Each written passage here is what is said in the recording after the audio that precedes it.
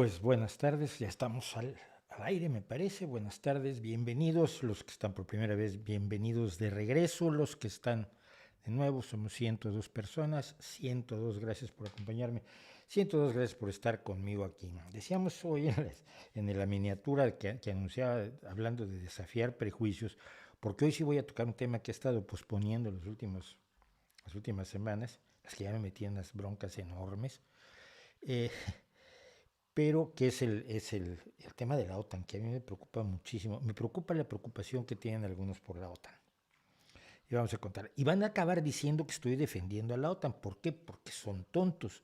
Y entonces, como no pueden analizar las cosas con más complejidad, pues simplifican así las cosas. Bueno, ¿de qué estamos hablando hoy? Bien, decíamos, desafiar los prejuicios es pensar libremente, pensar críticamente, y pensar críticamente pues tiene el problema de que puede ser muy incómodo, pero al menos es gratis. Y participar en este streaming y oírlo y ver nuestro canal y ver todo lo que hacemos en el canal, pues es completamente gratis. Pero si nos quieren apoyar, se agradecerá. Por alguna causa hemos tenido una bajada en las visualizaciones del canal, lo digo abiertamente, que me preocupan porque creo que los temas que estamos tratando, a ver, el de ayer, el del fracking, es que yo no veo, esperé, sinceramente, que es un error mío, yo esperé que iba a concitar muchísimo más interés en los 2000 y pico de visualizaciones, como si todo el mundo supiera lo que es el fracking y ya no tuviera necesidad de que un experto les explicara lo que es, cómo es y sobre todo lo que puede hacer en este momento en que en Europa tenemos un problema de escasez de gas, sobre todo de cara al invierno. El verano siempre se usa menos gas, se gasta menos electricidad por el horario de verano, porque no se utilizan la calefacción, aunque se utiliza aire acondicionado en las zonas más cálidas. En fin, que pensé que resultaría muy interesante el tema del fracking de gas y petróleo, perdón, pero pues no, me había dejado fuera yo el anillo. Y sin anillo luego no se dan cuenta que soy yo. Pero bueno, el tema del fracking parece que tampoco tuvo tanto interés. Entonces necesitamos mucho el apoyo en Patreon para seguir tirando adelante en lo que recuperamos. Yo estoy seguro que vamos a recuperar audiencia, estoy seguro que vamos a recuperar visualizaciones diarias, pero de momento bajó y este bajón me preocupa. Me preocupa bastante. Bueno, eh, quería contarles una cosa porque me gustó esto. Mi hijo fue el otro día a Cantabria, fueron a la cueva de Altamira. Obviamente a la cueva de Altamira ya no se puede entrar porque la respiración de los visitantes estaba haciéndole daño a esas pinturas que tienen allí 20 y 30 mil años de existencia, si mal no recuerdo. Si me recuerdo mal, discúlpenme. Entonces, pero hay un museo junto a la cueva de Altamira donde se reprodujeron las pinturas y que se pueden visitar y verse con la misma, prácticamente o casi la misma calidad con la que se pueden ver si uno entra hasta el fondo, porque además la cueva de Altamira, las pinturas no están a la entrada, las pinturas están muy profundamente, algunas de ellas, como la del bisonte famoso, que es la más conocida de Altamira. Bueno, yo le dije a mi hijo, toma un dinero por si necesitas comprar algo. Llevaba su merienda, llevaba su agua, y llevaba todo. Y regrese, te traje algo. ¿Cómo me trajiste algo? Pues si será para que te lo gastaras tú. Ya, pero es que pensé que te iba a gustar. Y lo que me trajo el peque, no, o sea, va a brillar. Como va a brillar, vamos a tener que quitar esto de aquí. Me trajo una colección de 12 minerales de los picos de Europa en España. Los picos de Europa es lo que divide a Asturias del resto de España, que ha sido la barrera natural, la barrera geográfica natural, donde que ha traído una enorme cantidad de problemas a Asturias. Por otro lado, le ha permitido defenderse de invasiones. Limonita, azurita, calcita, smithsonita, baritina, galena, esta que se usaba para hacer para los radios, aragonito, guetita, oligisto, cuarzo. Bueno, ese sí es el más común del mundo, pero este es un cuarzo muy limpio, muy claro. No se va a ver nada el de abajo abajo a su izquierda está el cuarzo, sí, es este. Esfalerita y fluorita, que es de donde se obtiene el flúor o una de las fuentes de flúor. Entonces, pues me emocionó que el chaval, en vez de comprarse algo, sé, un juego, un juguete, lo que fuera, considerara que iba a ser entretenido traer minerales de los picos de Europa y pues vamos a irlos viendo él y yo poco a poco, pero entonces ahora les vamos a dar su lugar en la estantería.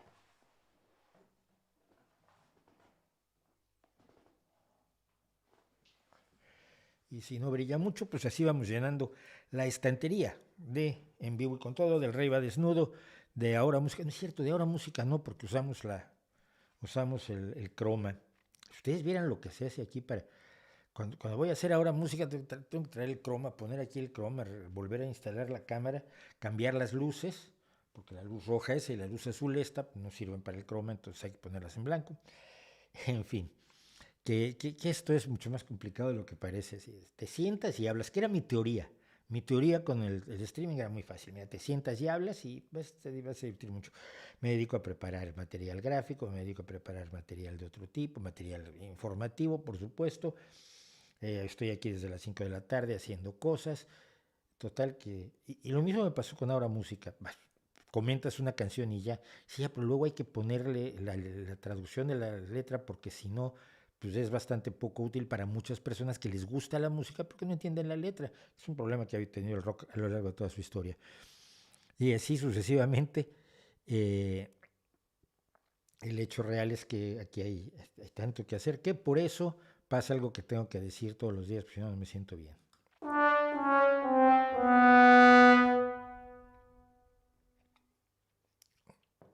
No, no me da la vida, pero les agradecemos muchísimo su apoyo en Patreon y en PayPal, sobre todo en estas ocasiones. Alguien está hablando de, a ver, como dicen, no, está bajo el audio, no, no está bajo, de verdad no está bajo. Estoy viéndolo y cuando hablo así ya se va a niveles amarillos. Por decirlo de una forma, si lo subo más empieza a distorsionar y si distorsiona no es bueno.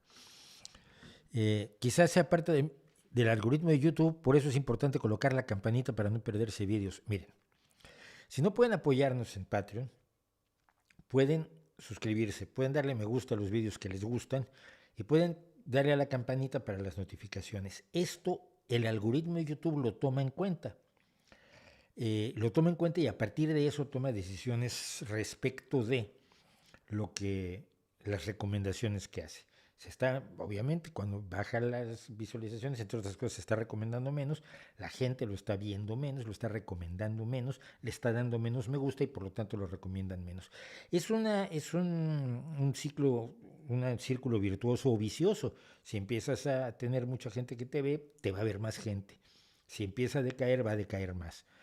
Es como está organizado y es una de las razones por las que sería bueno hablar de cómo está ese algoritmo, porque todos los algoritmos, acuérdense ustedes siempre que cuando oyen hablar de inteligencia artificial, el acento está en artificial. Lo de inteligencia está muy por verse, eso los puedo decir ahora que tengo una aspiradora robot en casa. Bueno, están hablándome de un personaje que es Nazón Joaquín, líder de la Luz del Mundo, que es una secta que en México tuvo bastante relevancia y que estuvo apoyada por algunos tarados del gobierno actual, por no decirlo de otra manera, y que ahora lo han condenado a 8 o 10 años, ya lleva 3 en la cárcel, podría salir, si es poca, mucha la condena. No lo sé porque no conozco ni el caso ni lo que dice el Código Penal. Cuando somos víctimas o cuando estamos cerca de las víctimas, siempre nos parecen pocas las penas. Eh, y esto pasa en todo el mundo, no es una característica de México. O sea, la gente dice, pero ¿cómo solo después de un asesinato salió después de 18 años? Ya, pues que no lo puedes tener para toda la vida, porque la ley no lo permite. Si quieres que las penas sean más fuertes, pídeselo a los diputados y exiges que la legislación, etcétera. En España recientemente se aprobó la prisión permanente revisable, lo que es la cadena perpetua, pero y muchas personas de muy buen corazón decían que no debería haber de prisión permanente revisable, pero al final, pues hombre, probablemente no es tan mala idea en algunos casos muy específicos. Pero entonces no suelo hablar yo de casos judiciales porque Ni conozco la ley, ni conozco cómo se desarrolló el juicio, ni conozco todo lo que se presentó en el juicio a favor de una u otra de las posiciones, ni sé de qué pie cogea el juez, y por lo tanto, hacerle al yo puedo decir que el juez aquí metió la pata es un bastante error. Le gusta Creedence Clearwater Revival. Me gustó mucho Creedence Clearwater Revival, no demasiado, pero me gustó mucho, digamos, no está entre mis 10 grupos favoritos. Tenían algunas cosas en su rescate, porque ellos provienen también de la música del folk estadounidense, eh, tenían algunas cosas que engañaron a la gente, así como Bruce Springsteen engañó enormemente a muchos con su Born in the USA, pobrecito de Ronald Reagan, lo empezó a usar como himno, hasta que alguien le dijo, oye, es que allí dice, es un himno en contra de la guerra de Vietnam. ¿Cómo? Si no has visto la letra. No, es como Donald Trump usando a The Village People en sus mítines. Nadie le ha ido a decir todavía, oye, Donaldo, esos tipos, los que porque además hace como que baile y todo, esos personajes pues son el gran icono gay de los Estados Unidos. Y cuando los bailas estás haciendo tu homenaje muy legítimo, por supuesto. Yo participo de ese homenaje, el homenaje al orgullo, ya que estamos en el mes del orgullo, pero no creo que sea eso exactamente lo que quiere un señor como Donald Trump. Entonces, esto pasó con una canción de Creedence Clearwater Revival, concretamente, que se llama Fortunate Son, el hijo afortunado, que muchos creen que ay, esa es la fortuna de nacer en los Estados Unidos, o así lo manejan, y no se han leído la letra cuando dice, algunos tipos nacen hechos para ondear la bandera, son rojos, blancos y azules. Y cuando la banda toca Hail to the Chief, que es la música que se escucha en Estados Unidos cuando entra y sale el presidente de algún lado, te apuntan el cañón contra ti. Yo no soy así, yo no soy así, no soy el hijo de un senador, yo no soy ese, yo no soy ese, no soy un hijo afortunado. O sea, en esta Creedence Clearwater Revival, y concretamente John Fogerty, que es el autor, le estaban dando al sistema, le estaban dando a las cosas que están mal. Muchos no se han dado cuenta porque la música es muy bonita y porque dices Fortunate Son, ay sí, yo tengo la fortuna de nacer en Estados Unidos. Si algunos heredan los ojos de estrellas, de barras y estrellas, y te envían a la guerra, Señor, y cuando les preguntas cuánto tenemos que darte, solo responden más, más, más. Esa es la letra de Fortunate Son, es de las cosas que me gustan. Creo que hizo además rescates interesantes. ¿Cómo se llama? Sweet. Rolling on the River, ahora no me acuerdo cómo se llama la canción. A ver, mi memoria es así. Me puedo acordar de las cosas más complicadas y raras del mundo y luego no me acuerdo de lo más elemental. Pero rescataron esto antes de que lo rescatara precisamente y lo convirtiera en su himno. Eh, eh, ay, Tina Turner, madre mía, es que es una cosa terrible. Entonces sí, me gusta. Saludos desde Murcia. Están celebrando el Día de la Región y están un buen amigo mío lo están convirtiendo ahora en entra hoy a la Academia de Gastronomía y entra a todos lados José López Nicolás, que son los más brillantes divulgadores, además de ser un gran científico. Saludos desde Chihuahua, ya no habrá más tontería Posmo de la semana. Sí, lo que pasa es que no me da tiempo de preparar ese tipo de cosas a veces. Hoy no traigo y ninguna de las secciones fijas está. De las secciones no fijas, de las secciones ocasionales, esta semana no tenemos ninguno. ¿Me puede ayudar a refutar la ley Helms-Burton como argumento para justificar la inerte economía cubana? Sí, hay varios vídeos que ya he hecho sobre el tema del embargo. El tema del embargo, que no representa un problema para Cuba, porque todo lo que quiere vender, hay quien se lo compra fundamentalmente China, se lo compra México, se lo compra medio mundo, tiene comercios con más de 120 países. El problema es que Cuba no tiene dinero para comprar cosas, el dinero lo recibe fundamentalmente de la exportación de unas pocas cosas, de las remesas que recibe de los cubanos que están en el exterior, casi todos ellos exiliados por motivos de desacuerdos con el régimen, incluidos muchos amigos míos de izquierda, por cierto, y del alquiler de médicos cubanos. Pero es así de sencillo, simplemente cuando uno ve cuáles son las cifras del comercio ¿Qué es lo que no puede comprar Cuba? Díganmelo. Pídeles, por la ley Helms-Burton, ¿qué no puede comprar Cuba? Todo lo que no puede comprar en Estados Unidos lo puede comprar en otro lugar del mundo. Hay países que se mueren por venderle lo que sea a Cuba, pero el problema es que quieren cobrar.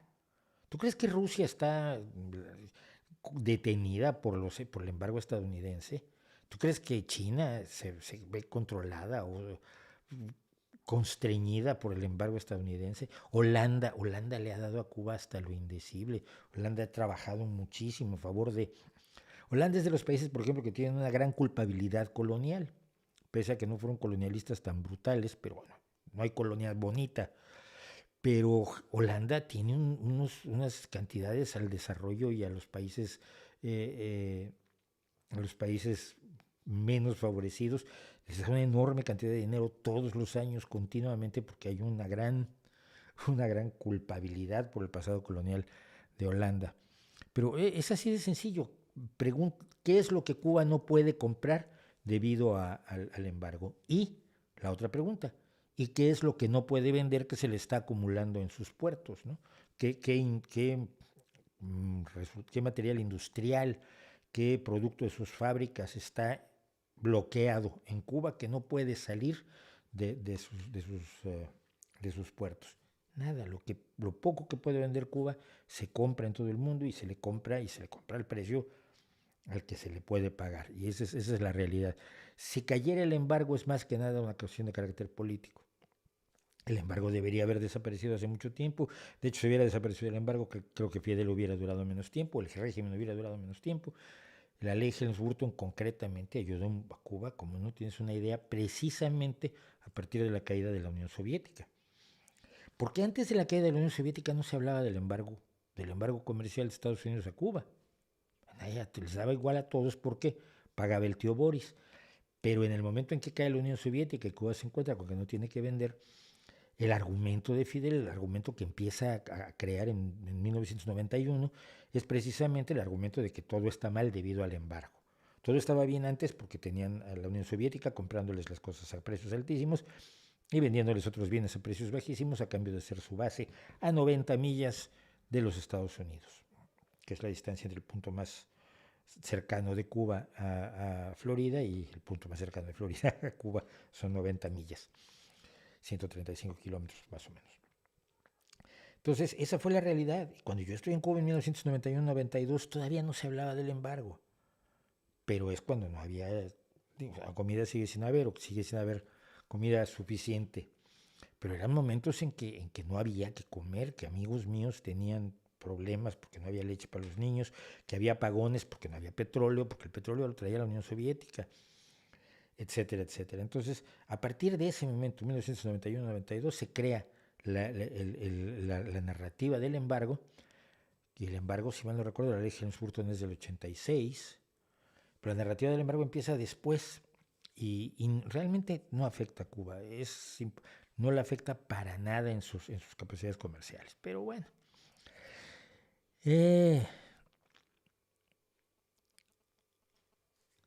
¿Qué opinas de esta decisión? Yo no sabía nada, que la decisión del COI de eliminar de las Olimpiadas deportes tradicionales como el boxeo, la lucha, karate, béisbol, etcétera, y colocar deportes urbanos como patineta y breakdance. A ver, yo fui muy fan del boxeo y ahora lo encuentro un poco brutal. Y sobre todo porque siempre el boxeo, como otras disciplinas de este tipo, depredan a la gente más pobre. Son una puerta de salida de la pobreza. Pero la realidad es que el que es pobre y tiene una fortuna en el boxeo, pues raras veces la utiliza para salir adelante, precisamente porque no se vuelve rico, solamente se vuelve un pobre con dinero. Y los pobres, cuando tenemos dinero, ¿qué hacemos? Lo gastamos. Los ricos, ¿qué hacen cuando tienen dinero? No lo gastan. Una gran diferencia. Entonces el boxeo me ha dejado de gustar al paso de los años, pero lucha, karate, béisbol, eso me parece rarísimo. Pero lo que se me hace todavía más raro es que el breakdance se considere un deporte. No es un deporte. Es una disciplina acrobática, pero no creo que sea un deporte. Y la patineta o patinete o skateboard o monopatín, porque además es distinto en cada país, es enloquecedor, pues no sé qué reglas haya, porque lo siento tremendamente limitado. Por otro lado, los trineos en los Juegos Olímpicos de Invierno son enormemente limitados. A mí me parece muy bien que se integre el patinete, me parecería razonable que se quitara el boxeo, pero los otros me hacen raros. El breakdance va a ser un... No entiendo su lógica. A lo mejor me equivoco y tiene una lógica enorme.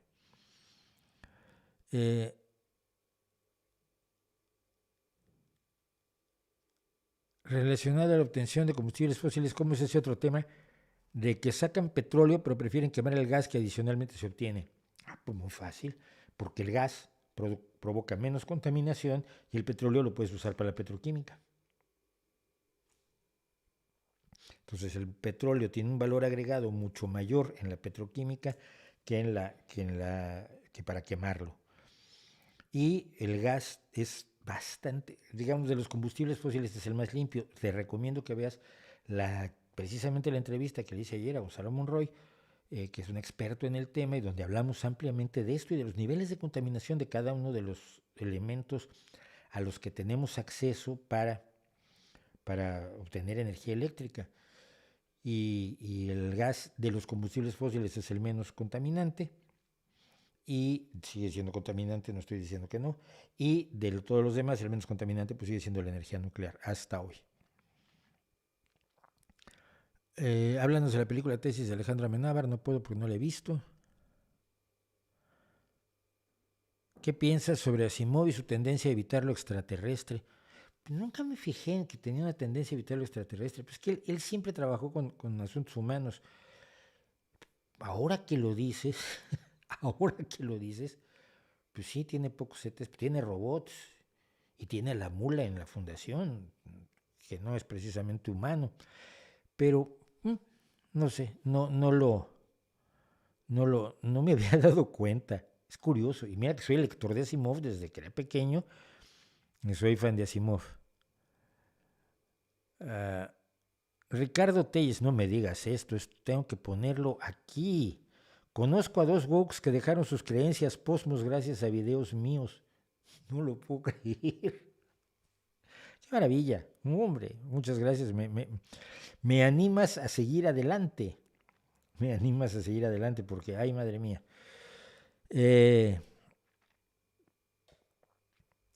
Se escucha un poco. Si siguen diciendo que se escucha un poco bajo, vamos a subirle a ver si no suena el hiss, si no empieza el siseo a resultar molesto, pero esto es lo más que puedo hacer por ustedes.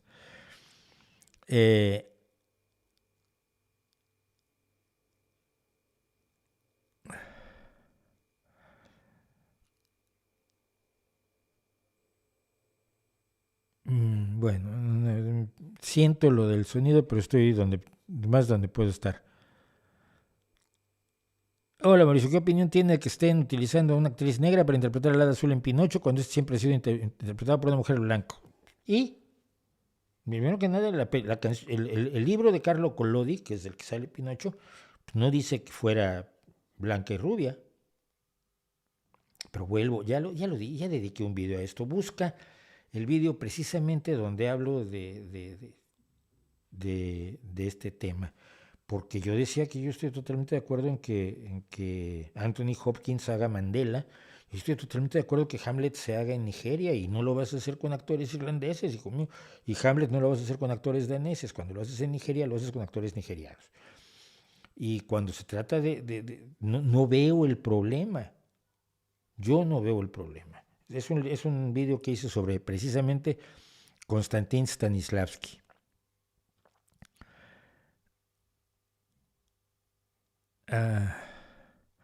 ¿Vio la noticia del choque del James Webb con un micrometeoroide? No la vi. Bueno, vamos a hacer una cosita que tenía yo ganas de explicar porque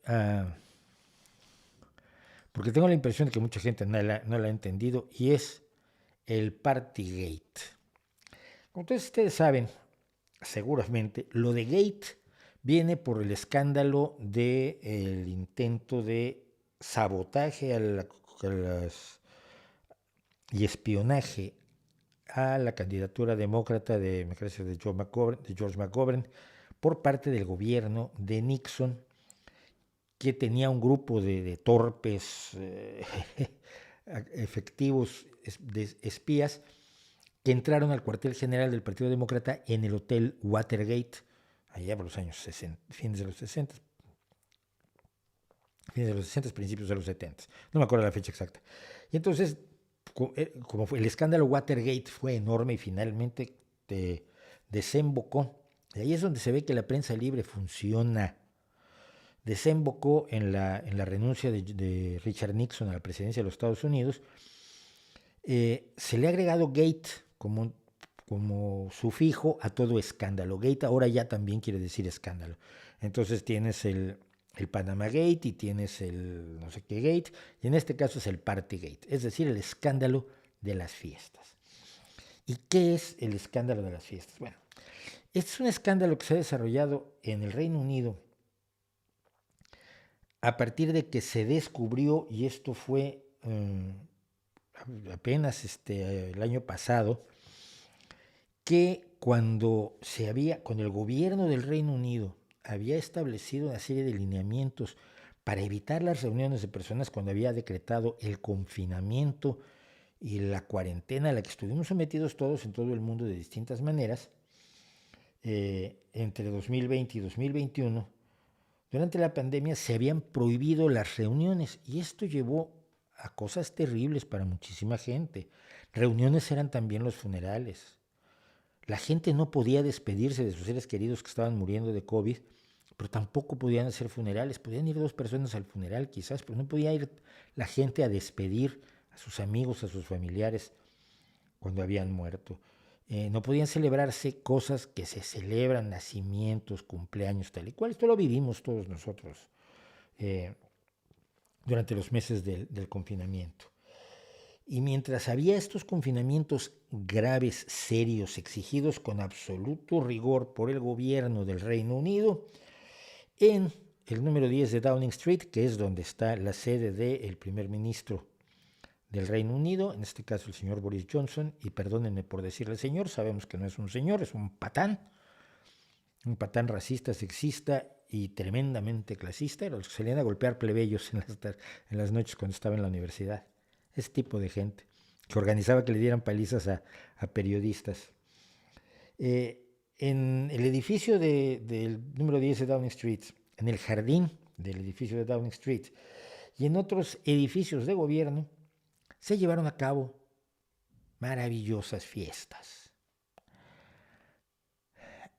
en las que aquí tenemos, por ejemplo, al patán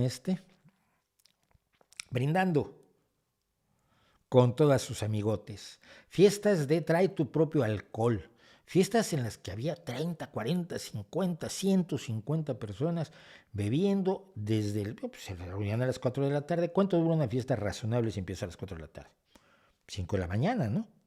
Salían 5 de la mañana con los zapatos vomitados, después de darse a algunos de ellos manazos en la cara, porque cuando el alcohol fluye libremente, alguien acaba poniéndole la mano en la cara a otro. Es parte del show.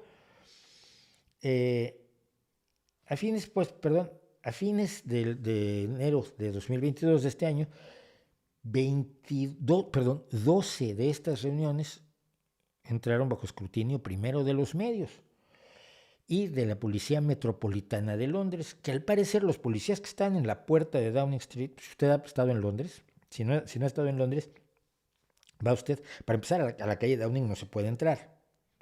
Hay una reja que separa Downing no me acuerdo cuál es la otra calle donde se hacen las celebraciones del día de las conmemoraciones de las guerras, que es una calle, además una avenida preciosa donde hay algunas estatuas, esculturas preciosas referidas a los esfuerzos bélicos de la Primera y Segunda Guerra Mundial, sobre todo. Y está la verja, pero allí en la verja hay policías, y en la puerta del número 10 de esa calle a la que no se puede entrar, Downing Street, hay policías. Pues al parecer los policías no veían que entraban docenas de personas con botellas y canapés a hacer fiestacas, y no oían que adentro había fiestaca. Lo que se supone es que le hicieron la vista gorda, porque bueno, siendo el primer ministro tampoco te arriesgas tú, que eres un constable, eres un policía de a pie que le han dado esa importante misión de cuidar la residencia del primer ministro. No vas a ir a decir, oiga, pues yo vengo a multar al primer ministro porque está haciendo una fiesta acá. En esta investigación incluyó al menos a 3 personas, a 3 fiestas en las que asistió o organizó Boris Johnson como primer ministro.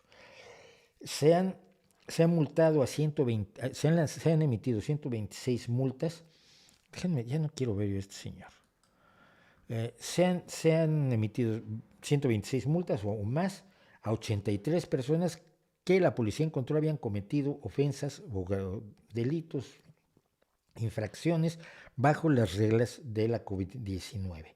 Entre ellas, una a Johnson, otra a su esposa Carrie Johnson y otra a Rishi Sunak, que es el canciller del Exchequer, todos los cuales dijeron que lo sentían mucho y pagaron las multas. Y ya no. Bueno, hay un problema. Cuando estalló el escándalo en la Cámara de los Comunes, en el Parlamento británico, en la máxima representación de la voluntad popular del Reino Unido, Boris Johnson dijo, no es cierto, no hubo fiestas. Eran reuniones de negocios. A ver, éramos 3. Bueno, sí, éramos 50, bueno, 150. Mintió con todo el descaro a los parlamentarios, a los de su propio partido y por supuesto a los laboristas. Le mintió al pueblo británico que se supone que representa y mantuvo la mentira con el descaro que ha caracterizado a este patán durante mucho tiempo. Ese es el problema. El problema es que desde un principio los laboristas le dijeron usted tiene que renunciar, la gente empezó a salir a la calle a decir, es que a ver, usted no me dejó enterrar a mi abuelito, usted no me dejó estar con mi papá. Había unas regulaciones que había que cumplir, eran unas normas que estaban destinadas a impedir que la pandemia se llevara a más gente, impedir los contagios, etcétera, vale. Pero usted se estaba burlando de las leyes que usted mismo expidió. Y luego encima me miente a mi cara. Se ha pedido insistentemente la renuncia de Boris Johnson y Boris Johnson ha rechazado la posibilidad. Y hace un par de días su propio partido, el Partido Conservador, lo que puede hacer el Partido Conservador en estos casos son los diputados del Partido Conservador en la Cámara de los Comunes, que son 300 y tantos. Es una cámara muy grande. Ustedes generalmente ven solamente la gente de abajo, pero en las galerías arriba están el resto de los representantes populares de todo el Reino Unido. Es decir, incluye Irlanda del Norte, Gales y Escocia. Y los diputados consiguieron suficientes firmas, los diputados conservadores, suficientes firmas para hacerle una cuestión de confianza a Boris Johnson, que si perdía se vería obligado a dejar la primera magistratura, el primer ministerio del Reino Unido y por supuesto la dirigencia del Partido Conservador, porque en los sistemas parlamentarios el líder del partido es al mismo tiempo el primer ministro o el presidente de gobierno, como es el caso de España, donde el secretario general del PSOE es Pedro Sánchez y es el presidente del gobierno cuando el PSOE gana las elecciones. Y lo más raro es que los propios conservadores decidieron por 210 contra 148 votos mantener a Boris Johnson en el poder.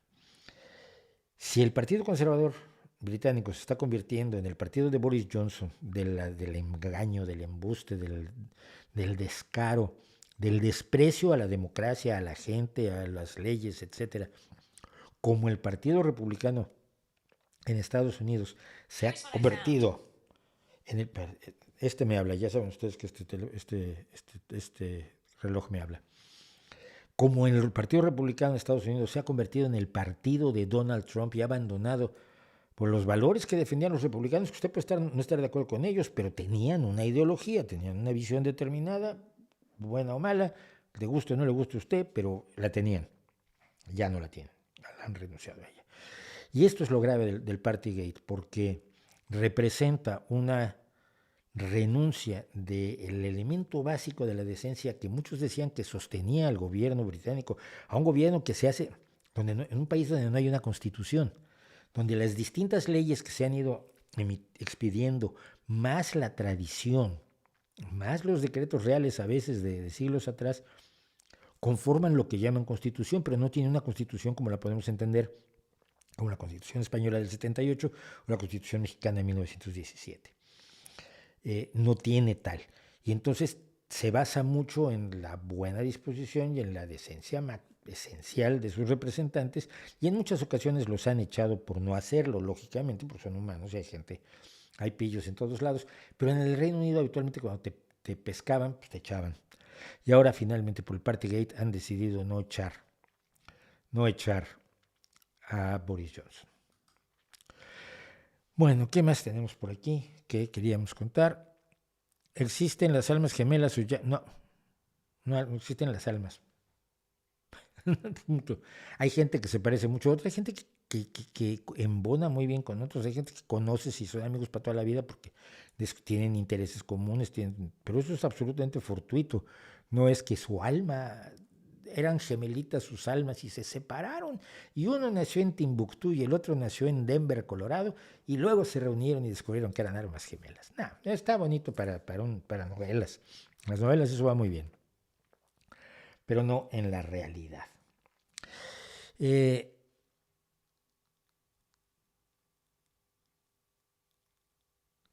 La crisis energética del gas causada por la guerra ayudará por lo menos a estimular las energías renovables. Sí, pero es que no hay mucho que estimular. A ver, aquí se trata de una cuestión meramente económica. Si tuvieras todo el dinero del mundo para poner todos los aerogeneradores del mundo, si tuvieras todo el dinero del mundo para poner todos los aerogeneradores del mundo, podrías tener toda la energía obtenida por aire. El problema es que es muy caro. El problema es que no puedes hacer energía cara, muy sostenible, muy verde, muy bonita, pero que la gente no pueda pagar. Entonces, no solo se busca energías verdes y sostenibles, sino energías que sean asequibles. Y en ese sentido, creo que lo que se está invirtiendo, no sé si aumentando la inversión, quizás sí, aumentando la inversión sea más fácil resolver esta situación para crear energías renovables y asequibles económicamente, que sean económicamente viables. Es decir, que no sea demasiado caro instalarlas, que rindan lo suficiente y que la gente las pueda comprar. Entonces yo creo que ahí está parte del problema, pero sí, evidentemente muchos países y muchas personas que quizás antes eran renuentes a creer en el cambio climático todavía, pues han tenido que enfrentar el hecho de que no puedes depender de un productor, porque ese productor puede ser una persona o sea, estás dependiendo de Rusia, pero Rusia puede quedar en manos de Vladimir Putin, ¿no? Entonces, de allí tenemos que comprarle a quien tenemos. Alguien me dijo el otro día, pero es que de todos modos Europa no le debería comprar a los Emiratos Árabes Unidos y a Qatar y a Arabia Saudita. Entonces, ¿qué hacemos? Nos morimos de frío en el invierno. Si es tu propuesta, yo pregunto, ¿tú no compras nada hecho en China? Ya no me contestó. Ya no me contestó esa persona. Qué rara, ¿no?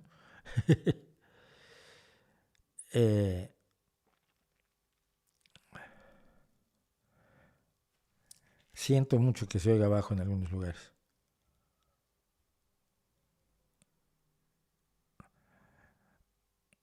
¿Qué consejo daría a escritores y dibujantes jóvenes que sienten que no pueden competir contra sus colegas o incluso contra los grandes clásicos de estas artes? Depende. Si tu autocrítica es no razonable y seria y tú ves tus dibujos y dices, es una puta mierda, mi recomendación es que sigas dibujando, pero no trates de dedicarte a ello profesionalmente. En serio, yo conozco gente que quiere escribir y no puede escribir, pues mira, chico, lo siento, ¿no? Pero si tu trabajo tiene calidad, y eso lo sabemos. A ver, yo sé que soy mal dibujante, yo sé que soy un músico mediocre, yo sé que soy buen escritor. Esto lo sabe uno lee sus propias cosas y dice, está horrible. O las lee y dice, hombre, bueno, está pasable, compite razonablemente con las otras cosas que yo leo. Si razonablemente sientes que tienes un trabajo bueno, que vale la pena, hijo mío, nunca como hoy, has tenido oportunidad de llegar a un público. Nunca como hoy. ¿Por qué? Porque hoy no tienes que ir a Marvel con tus dibujitos bajo el brazo y decirles, oiga, ¿me dejas hacerle portadas? O aunque sea le hago las letras, ¿no? Hay gente, especialistas en letras en el mundo del cómic. Yo hago los letreros, o yo coloreo. Contráteme, por favor. Como decían los Beatles al escritor de novelas de rústica, el paperback writer, Sir or Madam, will you read my book? Señor o señora, ¿puede usted leer mi libro? Me tomó años hacerlo. Eh, Tienes internet. Yo conozco gente que está vendiendo obra por internet. Grandes dibujantes. Gente que ha empezado proyectos magníficos como la colección científica, estoy pensando. Lo que es que siempre los confundo a José Fonollosa y a Jordi Bayarri. Creo que es de Jordi Bayarri. Eh, que no están haciendo cómics para vender masivamente, pero que están haciendo cosas en internet que hacen que puedas tener las series científicos que ha salido, originalmente salió por suscripción, por crowdfunding. Y ahora ya se le están traduciendo a otros idiomas y está saliendo muy bien la cosa. Músicos, gente que empezó en YouTube, desde Justin Bieber o Billie Eilish, hasta muchísima gente que está en la media tabla con música de una gran calidad. Literatura, por supuesto, hay libros completos que sean, hay escritores que existen en el mundo y en el mundo de lo electrónico han hecho mucho más de lo que han logrado hacer con sus libros en papel. Y pienso en mi amigo José Luis Zárate, que en Twitter se ha convertido en un verdadero monstruo de la twitteratura, de los relatos hechos en 140 caracteres. Entonces, mi recomendación es, si dibujas, dibuja mucho y dibuja en la red. Y ten tu canal de Instagram y tu canal de Twitch y tu canal de TikTok, si es necesario, sé que dibujas un poco en TikTok. ¿Quién hacía? ¿Quién era? Hay un chaval que sube cosas en YouTube, él es maravilloso. Va con su camarita, su, su, su bloc de papel de dibujo y su lápiz. Y se sienta frente a gente en el metro, creo que de Nueva York, y dibuja a la gente y luego les regala el dibujo. Y la única constancia que tiene él es el video de YouTube. No sé si estoy contando bien la historia, espero que sí. Porque el dibujo lo regala a la persona a la que dibujó. Pero es tan brutalmente bueno que está viviendo de eso y tiene otras cosas. Oye, yo quiero que me hagas un retrato a mí. No, hombre, sí, te lo hago por tanto. Oye, es que yo quiero que dibujes esto, yo quiero ahora algo para mi escuela o para mi empresa o para mi grupo de scouts o para mi equipo de béisbol. Internet te pone en tus manos el público que nunca habían tenido los artistas, los creadores. Que puede ser un mundo de pequeños públicos, pero pequeños públicos que te dan para vivir y que te dan espacio. Y si tienes calidad, estoy seguro que alguien se va a dar cuenta. Porque al final la gente se da cuenta de esto. Pasa con la música, que yo sigo muchísimo, pasa con las artes plásticas, que sigo bastante, pasa con la literatura, que por supuesto sigo, y no te digo cómo pasa en la producción de vídeo. Cuando yo era muy joven y empecé a hacer trabajo audiovisual, que hacíamos las cosas en diapositivas porque el vídeo era carísimo, porque los efectos de vídeo, comprar, yo me acuerdo cuando empezamos a hacer vídeo, comprabas 2 horas de Paintbox en un estudio para hacer algunos efectillos allí más o menos. Y ahora un chaval con un programa de edición bastante sencillo y toda su creatividad, hoy en TikTok te hace verdaderas maravillas de producción. Entonces, respondiendo, ¿qué consejos les daría a escritores y dibujantes jóvenes? Que escriban y que dibujen. Que escriban más, que dibujen más, que sean muy autocríticos consigo mismos. Porque cuando tú sacas al público algo que sabes que es malo, te va a regresar a morderte. Va a regresar a morderte. Pero cuando sepas que tienes algo bueno, sácalo y defiéndelo. Usa las redes, hazte un Discord, hazte lo que sea. Se me acaban las plataformas, yo no sé si Pinterest todavía existe, pero si no, haz tu propio Pinterest, haz lo que sea, y las plataformas que salgan mañana, úsalas y aprovéchalas para llevarle lo que tú haces a la gente. La gente va a responder si tienes calidad.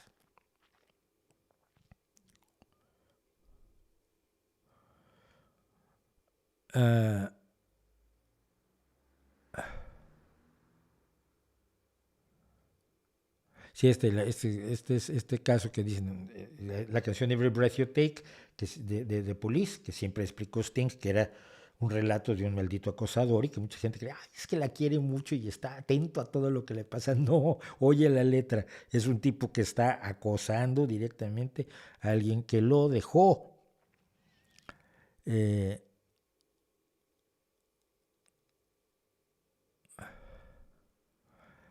Bueno, no escucho casi nada, sube el volumen. Siempre les recuerdo esto, aquí, en YouTube hay un control de volumen, que es independientemente del control de volumen de tu computadora, computador o ordenador. Es independiente del volumen que le puedas dar tú con tus audifonitos, auriculares, cascos, como les digan. Tienes que subir ese primero a tope y luego ya con lo demás y manejas lo demás, porque a la gente se le olvida ese muy frecuentemente.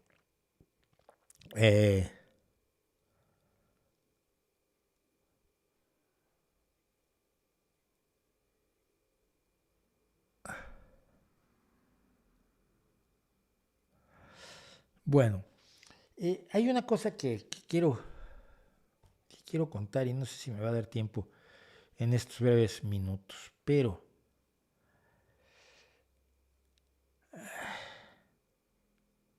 a ver, oigan esto, por favor. Oigan esto y hablamos, ¿les parece?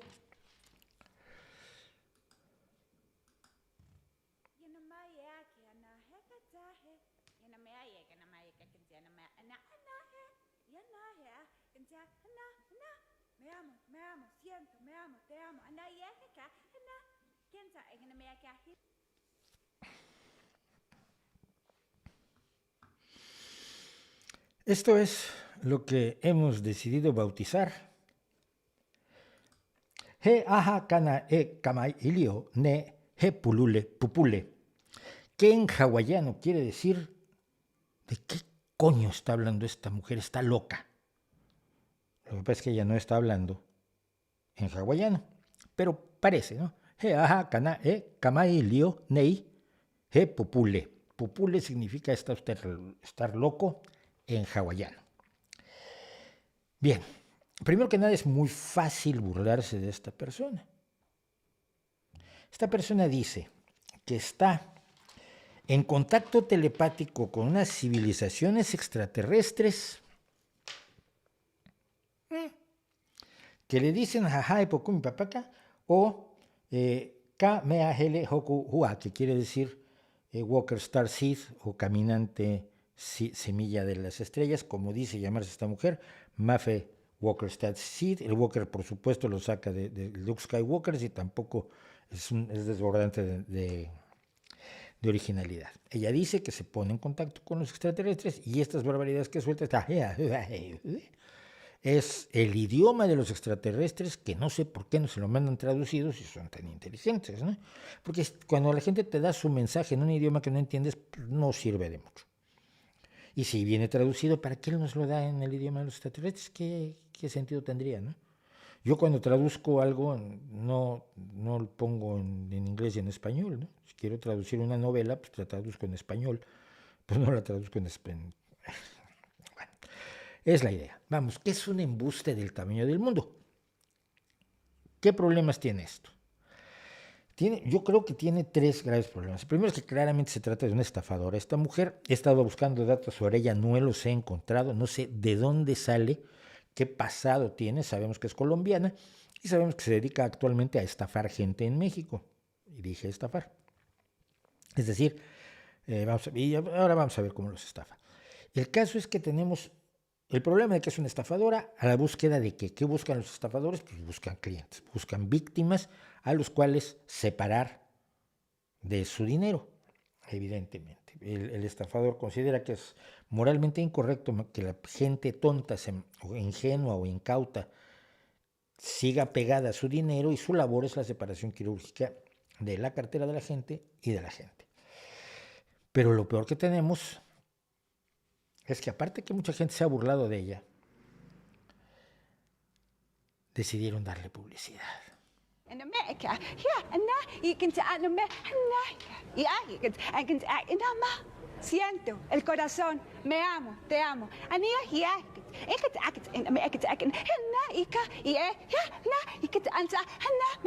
El cuerpo lo siente, las células. Es una energía extremadamente alta, es vibración, es frecuencia, es sonido. Las células lo sientes, vibración, lo sentimos en el campo. Ahora, me amo, te amo.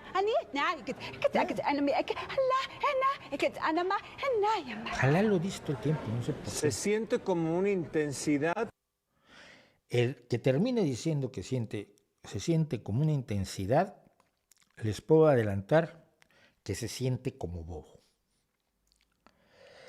El problema es que esto, que es un programa de televisión, que me dicen, yo no sé, no veo televisión mexicana, afortunadamente. Me callo. Este programa se ve o ha llegado a toda América Latina y a España. Entonces esta mujer tiene ahora un espacio de embuste mucho más grande. ¿Qué tan grande? Miren, para que veamos exactamente qué hace ella, tenemos aquí su anuncio en Instagram. Y dice ella, aperturo portales, es decir, tus chakras. ¿Portales o tus chakras? Tú no sabes lo que son los chakras, pero los chakras no son portales, pero bueno. Que tampoco existen los chakras, pero como los definen los hinduistas, no tiene nada que ver con portales. Para recibir nueva data, códigos propios, señales en tu canal para activar tus dones y poderes humanos. Con palabras que no tienen relación alguna con la realidad, lo que te está diciendo es yo te voy a hacer una mejor persona para que se hagan realidad tus sueños. Que es lo que todo estafador te promete. Telepatía, telequinesis. Esto me encanta, si lo pueden ver, no sé si lo alcanzan a ver, pero dice telequinesis, con C y con I. Teletransportación, viajes astrales, activo la intuición y amplifico ondas en la pineal, sintiéndose energía muy power. Creando así tu propia realidad. I do it in presential group. Ah, no, es que también se anuncia en inglés. Las transmito en sesiones presenciales, grupales o personales en Teotihuacán, pirámides. Claro, las pirámides son centros energéticos, dice toda esta sarta de supersticiones. O en sesiones presenciales en el Parque de Chapultepec, en la Ciudad de México, o en las pirámides de Cholula, en Puebla. También puedes hacerlo por vía Zoom. Activación grupal, personal, online por Zoom. WhatsApp es otra opción. $25 por persona por sesión. Es una estafadora. ¿Cuál es el otro problema? Es una estafadora.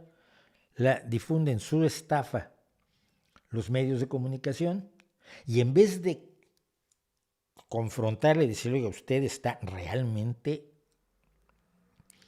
engañando a la gente sin dar ninguna prueba de ninguna de las barbaridades que está diciendo y soltando una serie de conceptos que cuando los juntamos decimos, a ver, como que una energía muy power y como que tú eres vibración, pues tú no eres vibración. Afortunadamente no somos vibraciones, ni somos energía, ni somos seres de luz. Y todo este batiburrillo de conceptos que se sueltan y que suenan bien, pero que en realidad no tienen relación con la realidad. Un medio, cualquier medio serio, pero de cualquier lugar del mundo, ante esta barbaridad, lo que dice es, oiga, si usted tiene pruebas de lo que está diciendo, ¿de dónde sale? ¿Por qué le cobra a la gente? ¿Qué dice la gente a la que le ha cobrado? Demuéstreme cosas. Vamos a hacer un experimento. ¿Qué experimento propone usted? Usted está engañando a la gente. Siento una intensidad. No me jodas, tío. El problema final es que la gente se lo cree. Es que estamos tan necesitados de creer cosas que hay gente que se lo cree. Y mire, cuando yo empecé a perseguir o a criticar o a analizar el rollo de lo paranormal y los ovnis y los tipos que vendían poderes sobrehumanos y que eran todos unos charlatanes, Esto estaba mucho más en público, era muy fácil detectarlos, encontrarlos y a veces desactivarlos. Pero precisamente por eso mucha de esta gente, salvo gente que es tan poco lista como esta mujer, que le auguro poco tiempo en esto, pero desafortunadamente después de engañar a muchas personas, cuando uno persigue más o menos algo de lo que esta gente está haciendo, se lleva sorpresas extraordinarias. Starseed, que es como se hace llamar esta mujer, semilla estelar, no tiene nada que ver con la semilla estelar del anime. Ay Dios, ¿cuál era el anime? El anime de Starseed, por favor.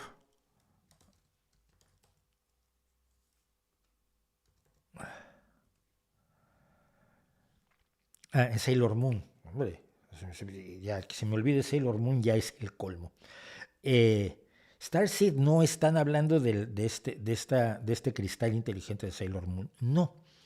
Es una barbaridad que se inventó un sujeto llamado Brad Steiger en un libro de 1976 llamado Dioses de Acuario. Acuérdense ustedes que estamos en la era de Acuario, o nos dicen que viene la era de Acuario, o está por comenzar la era de Acuario, o ha comenzado la era de Acuario, o estamos en plena era de Acuario, algo por el estilo que nos vienen contando desde 1967, por cierto, entre otras cosas gracias a las patrañas de Madame Blavatsky, de cuya historia usted se puede enterar en el vídeo que en este canal le hemos dedicado a tan insigne charlatana. Starseed son, según esta creencia, híbridos de extraterrestre y humano que tienen almas extraterrestres, almas viajeras, también les llaman, y que tienen poderes. Porque claro, usted ve usted a esta señora y dice, por supuesto, es sobrehumana, tiene poderes, y es mucho más maravillosa e inteligente y demás de lo que podemos ser cualquiera de nosotros, ¿no? Eso es más o menos la idea. 32, tenemos aquí en YouTube a una con otra cara como para tallar diamante. ¿Qué es ser un Starseed o alma viajera? ¿Cómo puedes identificar si eres un Starseed? Shifting Souls, que significa almas cambiantes. El otro dice, ¿qué es un Starseed? 39 signos fundamentales de que tu alma viene de un sistema de luz distante. Ya no un sistema estelar, un sistema de luz distante. Otro, Gaia, tenía que aparecer Gaia. Soy un Starseed. Tipos de Starseed, revelamos los tipos de Starseed y sus características. ¿Sabe qué es lo mejor de este charlate? Lo poco que me metí, porque esto es uno de esos agujeros de conejo que se llaman en inglés, donde si te metes, como Alicia, cuando ella venía persiguiendo un conejo y encontró el país de las maravillas, que es el país de los horrores. ¿Qué es ser un Starseed? Lo eres tú. 39 signos principales de que tu alma viene de otro sistema y los 39 se aplican a ti, por supuesto, amigo y amiga, amiguitos y amiguitas, hermanitos y hermanitas, son ustedes semillas de las estrellas. Y ahí están los tipos y características de los Starseeds revelados para saber si tú eres un Starseed. Y si lees el artículo de Gaia, ¿sabes qué pasa? Que eres un Starseed. Y así preparamos las cosas para que llegue esta cara dura a embaucar a la gente. Estoy esperando que la traigan a España, porque falta así. Y a ver si podemos hablar con ella cuando venga a España.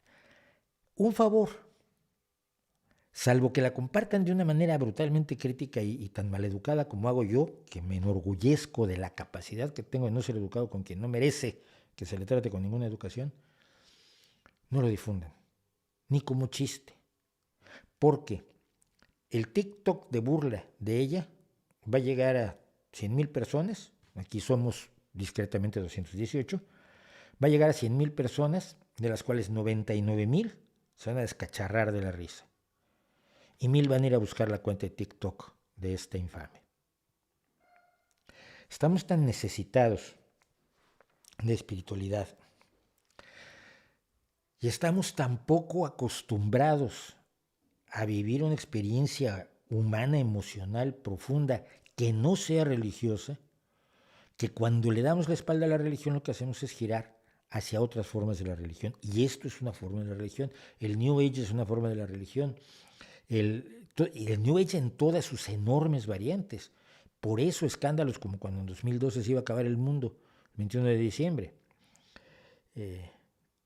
Yo hice una cena, era la última cena, pero al final no fue la última. Dimos una charla al respecto, donde había una charla, y ustedes todavía se pueden encontrar, cuando hicimos la charla en la biblioteca de Videbarrieta en Bilbao sobre el no fin del mundo, había un charlatán que empezó a gritar ahí nombres de profetas y hubo que sacarlo arrastrando de la biblioteca de Videbarrieta. Y si usted busca el loco de Videbarrieta en YouTube, encuentra al tío ese gritándonos. Estamos muy necesitados de gente que nos diga cómo vivir nuestra emocionalidad sin necesidad de religión. Y eso es una alfabetización espiritual mucho más importante a veces que simplemente refutar a estos charlatanes. La gente puede llegar a sentir un vacío enorme ante la falta de religión y lo llena con esta basura, que no es mejor. Esta mujer no es mejor ni peor que ningún cura, que ningún rabino, que ningún imán, que ningún monje budista. Es lo mismo. Necesitamos enseñarnos a vivir plenamente nuestra existencia con nuestra gente, con el arte, con la creación, con el disfrute de la naturaleza de verdad, de la naturaleza no idealizada, sino también de la naturaleza donde hay animalitos que te pican, que te muerden. Disfrutar de toda una realidad que haga innecesaria la religión, porque si hacemos a un lado la religión y la sustituye esto, no hemos avanzado ni un centímetro. Ay, las cosas que me encuentro. Y bueno, vamos a hacer nuestro corte de todos. Ya se me hizo tardísimo, pero vamos a hacer un corte. Hoy nos vamos a ir un poco largos, les advierto, para que avisen a sus papás que no pueden llegar a cenar a las 9, van a llegar un poco más tarde. 2 minutos, regresamos.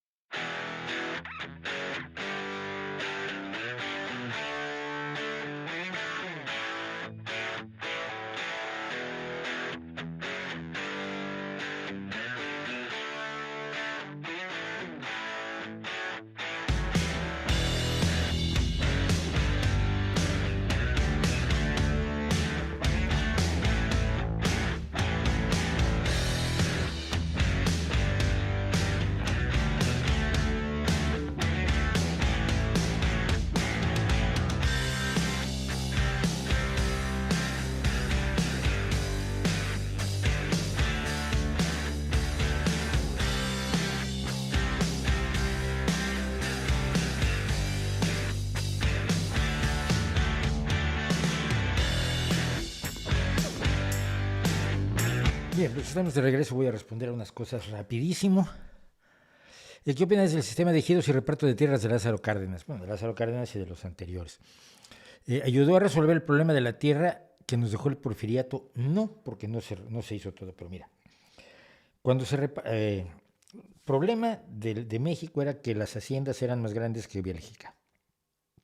Había una hacienda en el norte, no me acuerdo de Luis quién era, pero una hacienda que era más grande que Bélgica. La tenencia de la tierra estaba concentrada en muy pocas manos y una de las cuestiones para las que se hizo la revolución fue para el reparto de la tierra es de quien la trabaja, Emiliano Zapata, todo esto. Muy bien. En 1938 había 21 millones de personas en México, 22 millones. Entonces la tierra esas grandes latifundios, esas grandes extensiones de tierra, se podían repartir a personas para darles una parcela determinada con la cual pudieran trabajar. Que les sirviera no solamente para la subsistencia, sino también para poder vender sus productos y prosperar como agricultores. Dos problemas hubo. Primero, que a los gobiernos posteriores las cooperativas ejidales no les gustaban mucho. Y el ejidatario solo no puede con una pequeña parcela, además el ejido es una institución española, con una pequeña parcela no puede comprar un tractor, no puede comprar una trilladora, no puede instalar silos, porque las parcelas que les tocan a los ejidatarios no son tan grandes como para que te permitan posteriores inversiones en infraestructura. Eso lo podían hacer las cooperativas ejidales, pero las cooperativas ejidales no le gustaban al gobierno porque tenían poder político y ese poder político podía revertirse en contra de la hegemonía del Partido Revolucionario Institucional. Por lo tanto, se luchó en contra de las cooperativas ejidales. Para cuando López Mateos o Díaz Ordaz eran presidentes, se hablaba ya de que para repartirles a todos los campesinos, cuando ya éramos muchísimos más mexicanos, necesitabas ponerle un segundo piso al país. Y actualmente es absolutamente insostenible la idea. Con 130 millones de personas no hay tierra para todos. Y las parcelas, cada vez más pequeñas, resultan el peor negocio del mundo. Acabas en esa agricultura de subsistencia donde apenas subsistes y eso no es vida, y eso no es futuro, y eso no son oportunidades. Entonces, aunque era una idea que en su momento era lógica y razonable por la enorme concentración de tierra en pocas manos, no es una solución para el siglo XXI. De la próxima presidencial election en Colombia, pues de la próxima presidencial election yo espero que gane Petro, porque el otro tipo es un impresentable, de eso sí me he enterado, pero espero que Petro se comporte de manera razonable y no se comporte como un troglodita. Y no tenemos forma de saberlo. Entonces, eligiendo en este momento, creo que es preferible Petro. Pero nos enteraremos el domingo. Dice que hacer un tier para adquirir un Stream Deck con OBS te facilitará mucho la edición. Sí, el problema es que no uso OBS y adaptarme a un nuevo sistema en este momento con el poco tiempo que tengo va a resultar muy problemático. Traté de trabajar con OBS, me resultaba muy problemático. ICAM me ha resuelto muchísimas cosas, incluso las entrevistas que estoy haciendo, ya las estoy haciendo directo en ICAM. Entonces, pues no me resultaría útil. ¿Cómo van las conversaciones con Va por México? Va de anuncio. Las conversaciones ya no existen. Después de que les comenté de qué planteaba hablar yo, pues ya no les gustó. ¿Cuál es lógico, por otro lado?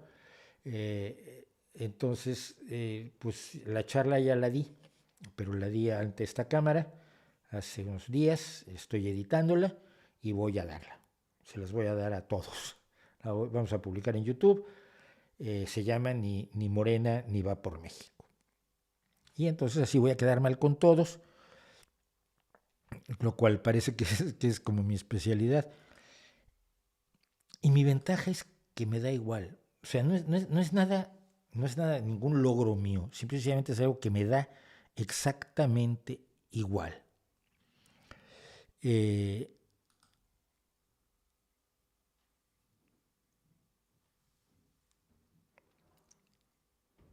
No me interesa quedar bien con muchísima gente porque no tengo ambiciones o aspiraciones en ciertos espacios donde necesitas quedar bien con la gente. Entiendo a quien lo hace, yo me puedo dar el lujo de no hacerlo y entonces soy una voz libre en muchísimas cosas, en prácticamente todo, porque no tengo este tipo de compromisos. Por supuesto, no quiero que YouTube me quite el canal, entonces habría ciertas cosas que preferiría no decir. Pero de ahí en fuera, en general, esa libertad que yo tengo pues, resulta incómoda. Resulta enormemente incómoda porque pensar libremente es siempre, y esto creo que lo decía Hannah Arendt, la periodista que precisamente cubrió la llamaban filósofa también, no creo que lo fuera, que cubrió el juicio de Eichmann en Israel, que hizo el maravilloso libro de la banalidad del mal. Pero él le decía es que el pensamiento libre es crítico y el pensamiento crítico pues, siempre es combativo y entonces a la gente no le gusta. Pero entonces, pues nada, pronto lo publico y entonces tenemos problemas y les enoja a la gente y todo esto. Tu opinión sobre la música de Nacho Vegas, no lo conozco bien, lo he oído un par de veces, no me genera opinión. No me genera opinión.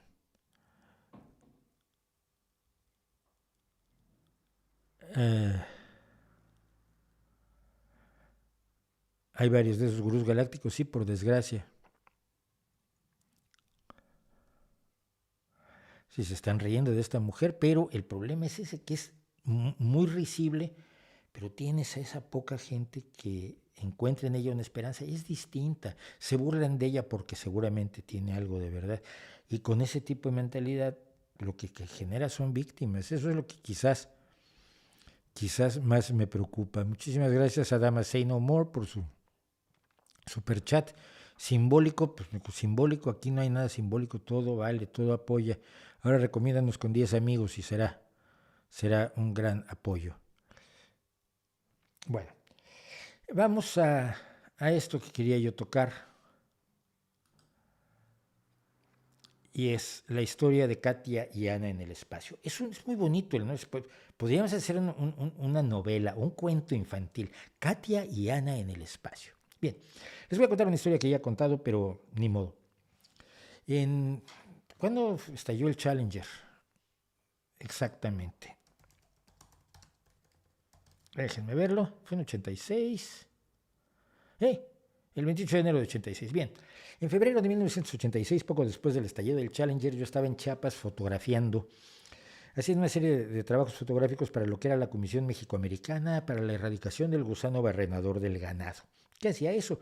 Era una comisión en México y Estados Unidos que se dedicó durante los años a ir echando hacia el sur la frontera del gusano barrenador, que era terrible para los ganaderos estadounidenses y para los ganaderos del norte de México. Entonces, me encontraba yo en Agua Dulce, Veracruz, donde había una estación de baño de ganado. El ganado que venía del sur, de las ganaderías de Chiapas, Yucatán, Quintana Roo, etcétera, tenía que pasar por esa carretera, venía ganado en pie, en grandes camiones, llamaban madrinas, y se bañaba al ganado precisamente para matar las larvas de gusano barrenador del ganado que pudieran traer. Y yo tenía que fotografiar el proceso de bañado del ganado. Y resultaba que no pasaban camiones. Entonces estábamos ahí, nos echamos 3 días esperando que pasara un camión que ya medianamente pude tomar las fotografías allí, estaba nublado, hubiera sido más bonito con una luz más cálida, pero bueno. Y esos 3 días había 2 chavalinos que me caían muy bien, que eran vaqueros. O sea, ellos se dedicaban a mover el ganado, bajaban el ganado de los camiones, los pasaban por el baño y los volvían a subir a camiones. Tenían 14, 15 años. Y nos pusimos a conversar y me preguntaron, ¿usted sabe algo del espacio? Yo dije, pues sí, fíjate, es una de mis pasiones. Es que acaba de estallar el Challenger. Había sido unos días antes. El día que salí yo para Chiapas, me hablaron de revista de revistas, me dijeron, acaba de estallar el Challenger, pon la televisión. Y por cierto, nos acaban de avisar que murió Hubbard, el de la cienciología. Fue el mismo día. Entonces dije, bueno, sí, pasó esta tragedia y empezamos a hablar del espacio y empezamos a hablar de la exploración espacial y empezamos a hablar de que ellos lo que querían era, uno quería ser astronauta y el otro quería ser ingeniero astronáutico, ingeniero aeroespacial. Tenían la escuela primaria que podía dar México, ¿no? Los traigo pegados desde el 86, estos 2 chavales.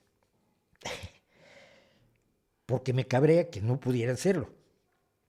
Me cabrea haber sabido en ese momento que estaba yo hablando con ellos, que aquel no podía ser astronauta y este no podía ser ingeniero aeroespacial, porque su país no se los permitía. Porque un país rico, porque un país con enormes posibilidades, con enormes recursos, había decidido condenar a los campesinos, indígenas, pobres, rurales, que son prácticamente lo mismo, a mantenerse en el siglo XIX forever, si no es que en el XVIII o en el XVII, como lo pretende el gobierno actual.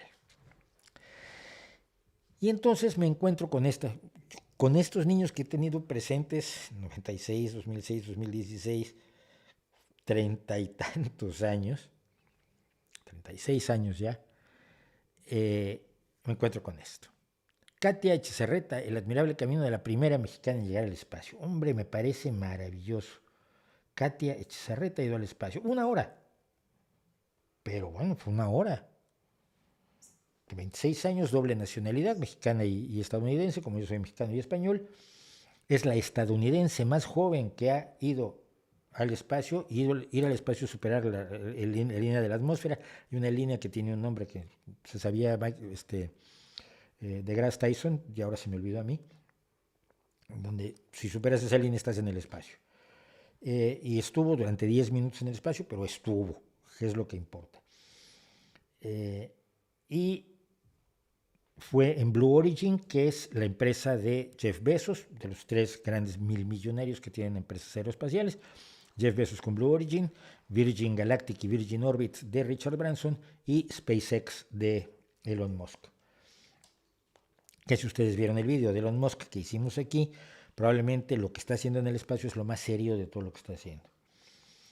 Dice ella que a los 6 años decidió que quería dedicarse a ser astronauta, y se lo comentó así a BBC Mundo. Estoy leyendo parte de lo que se publicó en esta nota.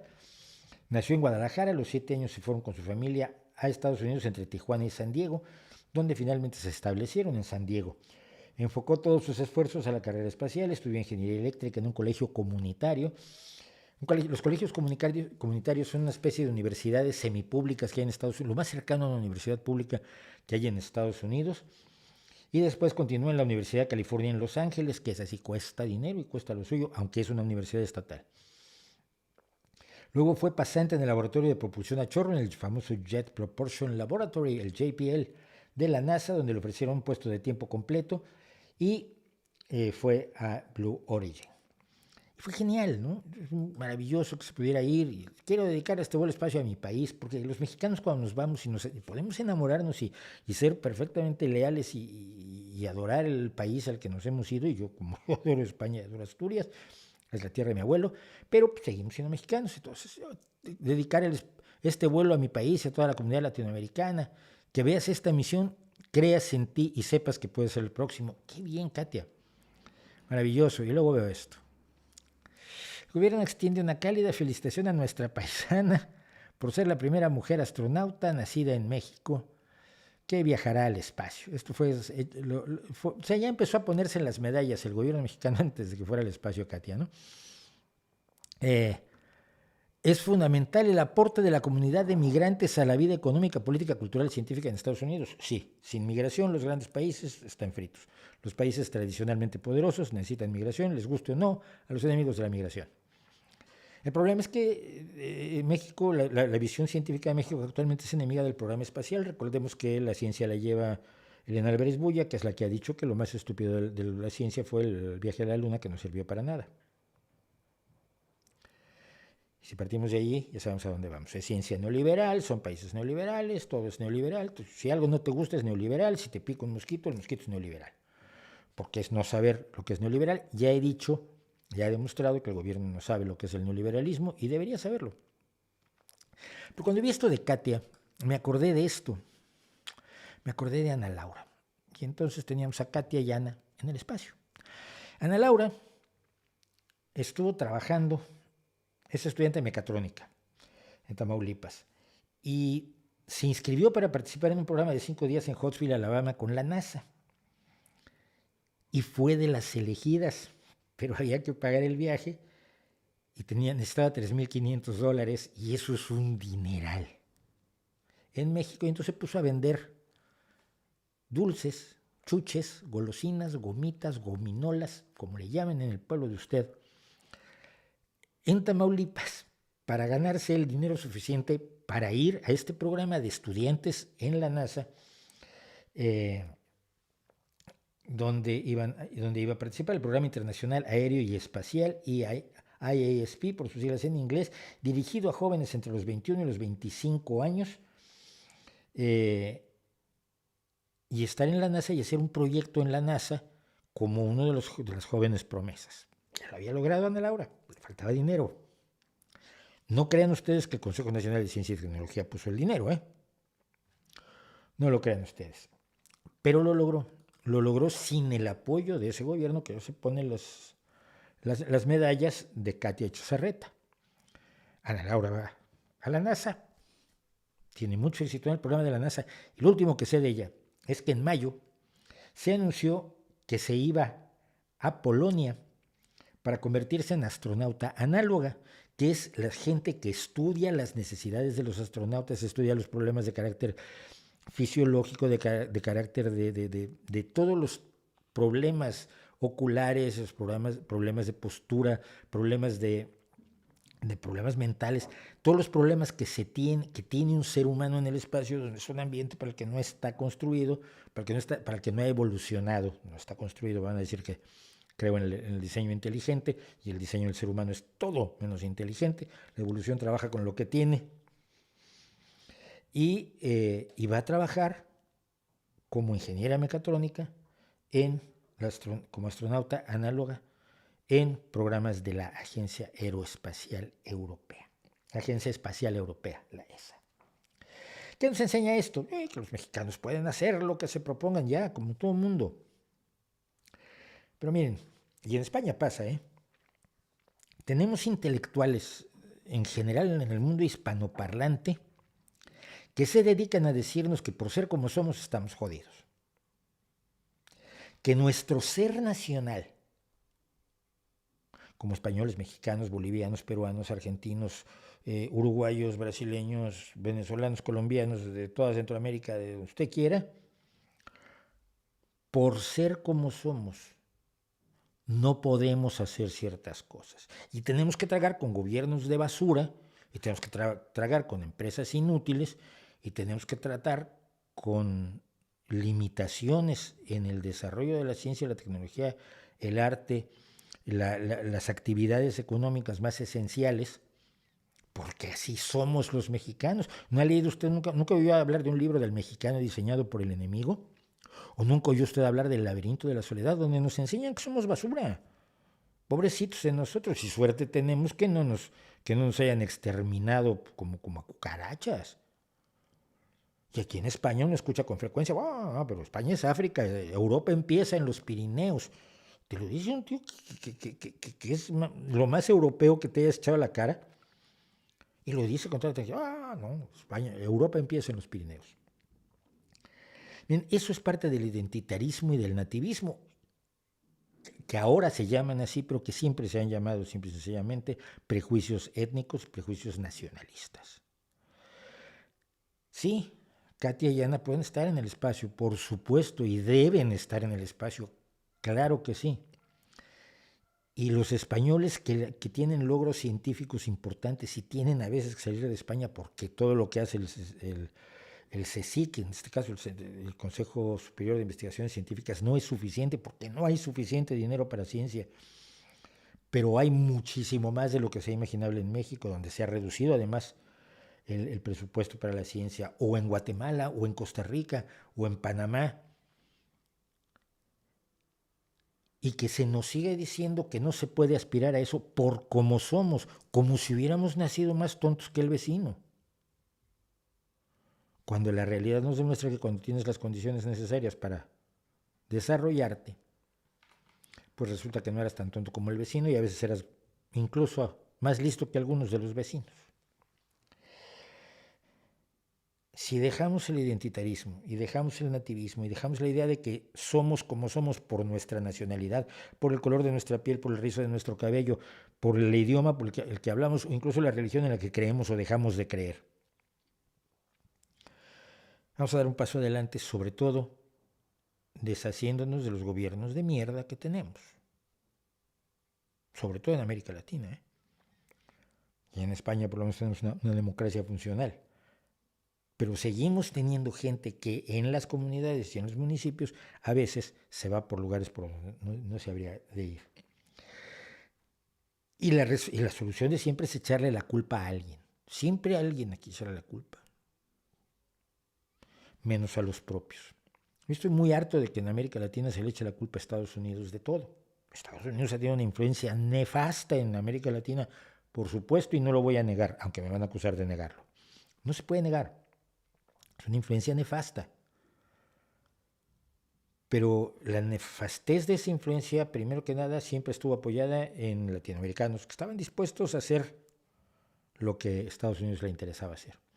Y luego, ahora que Estados Unidos, desde el fin de la Guerra Fría, se ha desinteresado cada vez más de América Latina y básicamente ha dejado que hasta la izquierda, o lo que se llama a sí mismo izquierda, se apodere de países como Venezuela o Nicaragua, que hagan sus atropellos en Bolivia y poco en Argentina, le da igual, no está promoviendo golpes de Estado. Estados Unidos se la sopla. Mientras no esté la Unión Soviética amenazándolos con las guerrillas, mira tú, le ha dado bastante igual a Estados Unidos. Pero todos los gobiernos de hoy le siguen echando la culpa a Estados Unidos porque no están dispuestos a decir, nosotros somos responsables y nosotros hemos metido la pata. Y esto no le quita culpa a Estados Unidos, que sigue teniendo influencia y teniendo una serie de cosas, pero tiene que darle responsabilidad a los señores que están actuando hoy. Así que vamos a llevar a Katia y Ana al espacio. ¿Qué les parece? Ya quedé mal con más gente, seguro. Cuando el Sol, Marte, Tierra y Júpiter se alinean es la era de Acuario. No, esa es la canción. Y además se te olvidó decir, cuando el Sol está en la 7ª casa y Júpiter está alineado con Marte. Porque lo de la 7ª casa es muy importante. Los astrólogos tienen esto de las casas, que es muy divertido. Y esa canción, como me gusta. Bueno, todo lo que es el musical Hair me gusta muchísimo y me marcó, quizás en gran medida, porque yo tenía el pelo largo y en aquel entonces era horroroso, eras el mal, eras desde afeminado, que ya era malísimo ser afeminado, pero además era sucio, cosa que, y luego además pues eras hippie, y sí, un poco. Entonces, no, era terrible.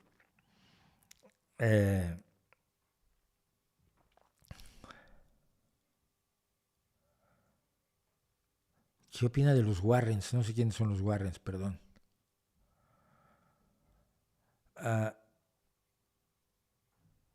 Me acuerdo de un programa donde fueron psíquicos, se realizaron una supuesta línea, pero la casa estaba llena de trucos de magia, como la persona que desaparece y terminaron arrancando de puro susto. Pues es una forma de abordarlo. Yo por eso admiraba tanto a mi queridísimo amigo James Randi, ¿no? Porque él era un hombre del espectáculo, igual que Jet Penn and Teller, los dos magos, que son en este momento probablemente los más grandes magos del mundo. Y como eres gente del espectáculo, puedes utilizar las herramientas del mundo del espectáculo para exhibir a estas personas. Yo me acuerdo de varias de las acciones de Randy recomendándole a Carson cómo hacer para que no le salieran los trucos a Uri Geller. No le salió ni uno a Uri Geller en el programa de Johnny Carson. Y luego el tipo que hacía, con la fuerza de la mente, hacía pasar páginas de un directorio telefónico, cuando había directorios telefónicos. Y James Randi demostró que lo hacía controlaba el lanzamiento de aire sin que se le notara. En realidad soplaba la hoja. Pero lo que hizo Randy fue poner unos trozos de icopor, de espuma de plástico, y entonces ya no se atrevía a soplar, ¿no? Entonces fue una forma muy escenográfica, muy escénica, muy de show business, de hacer las cosas. Y Randy para el show business era extraordinario. Hasta la última vez que lo vi, ya con un montón de años encima, pocos años después de su muerte, estuvo aquí en Bilbao, y seguía así, haciendo en el mundo del espectáculo era maravilloso. ¿Qué opino de Agustín Laje? No lo he leído. Él defiende la familia, yo también defiendo la familia, defiendo a todas las familias, defiendo a las familias de madres solteras, a las familias de padres solteros, a las familias de madres lesbianas, a las familias de padres homosexuales, a las familias de muchos padres y muchas madres, a las familias de un hombre y una mujer, a las familias extendidas. Yo amo a todas las familias, yo defiendo a todas las familias. Laje también. Supongo que no, pero bueno. En Argentina un diputado ha dicho que está a favor de la venta de órganos como un mercado más. Sí, yo sé quién es ese. Pero es un esperpento, ese tío es como un... No sé, me recuerda a los trolls estos, ¿se acuerdan? Estos regresan cada tanto tiempo, unos de pelos largos de colores, sulferinos y tal, que les llamaban los trolls. Y son unos juguetes que tienen su ciclo de ir y regresar. Pero sí, ha dicho que la gente debería poder participar en el mercado de órganos. Pues mira, te voy a decir una cosa. Desde un cierto punto de vista, podría tener razón en un mundo diferente. Me explico. Una persona podría tener el derecho de venderle un riñón a otra persona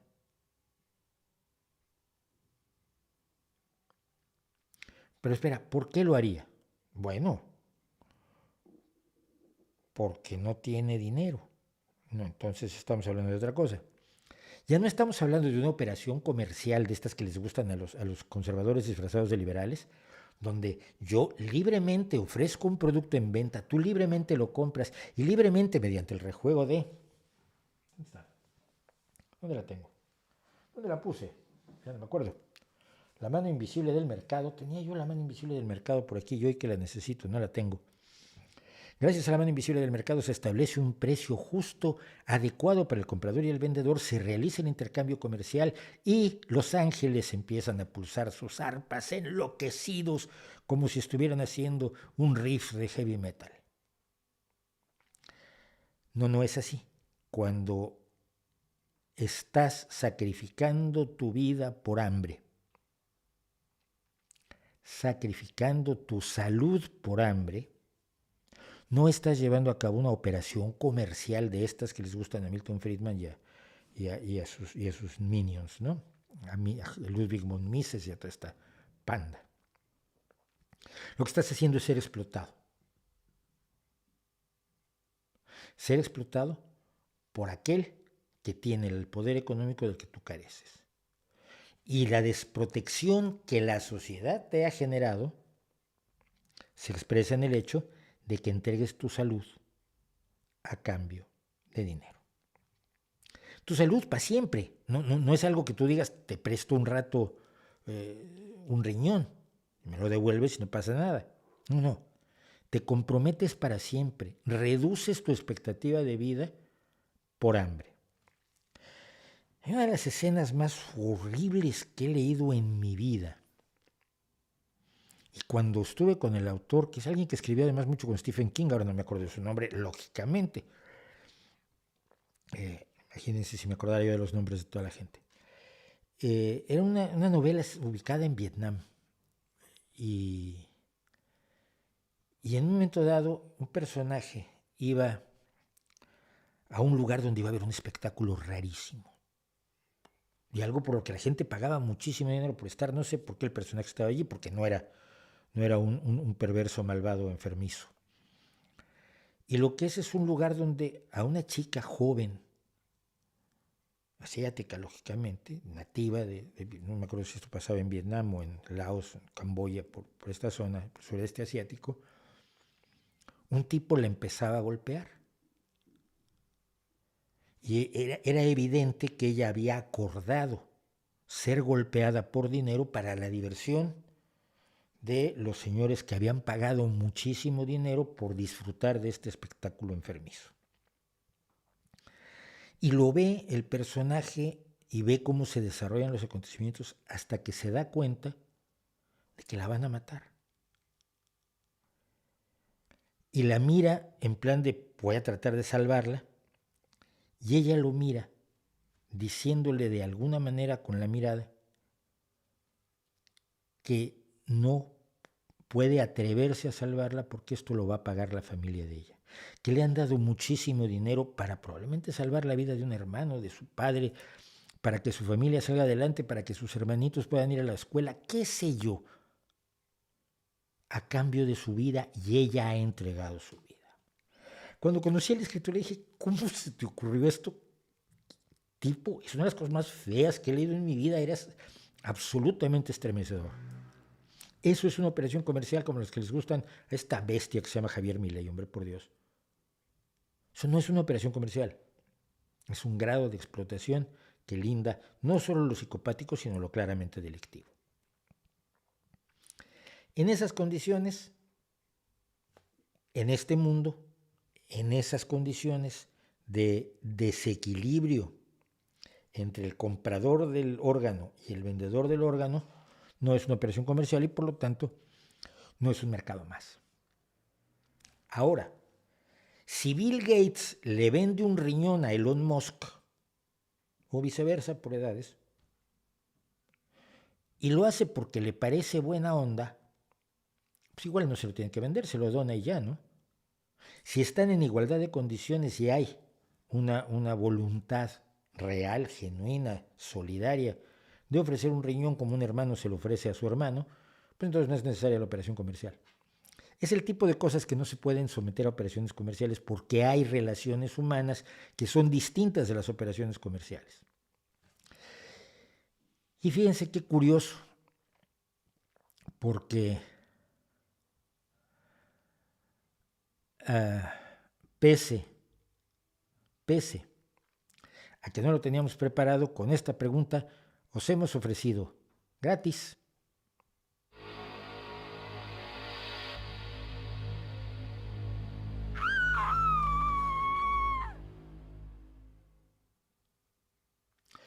una historia de horror del libre mercado, el tráfico de órganos convertido en una historia de horror del libre mercado. Una cosa más importante además,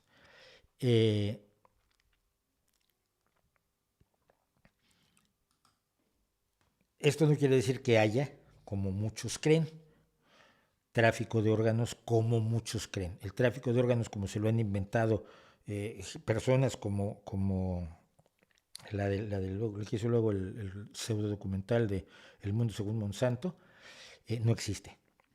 El tráfico de órganos es convencer a alguien que diga que es tu primo y te va a donar un riñón. Es así como funciona, pero esa onda que despiertas con la bañera llena de hielo y todo esto es inviable desde el punto de vista meramente de compatibilidad de tejidos, de histocompatibilidad. ¿Qué opina de los que opinan sus opiniones? Estás chistoso. Vale. Se escucha bien, ya dejen de joder, Adolfo.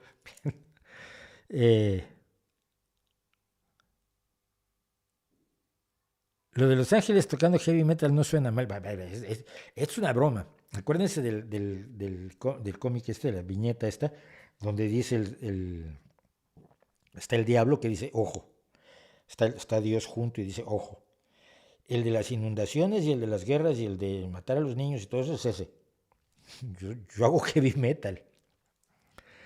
Ese es el diablo. Y como es de que yo no soy muy heavy metal. No soy metal, no soy de ciertos tipos de metal.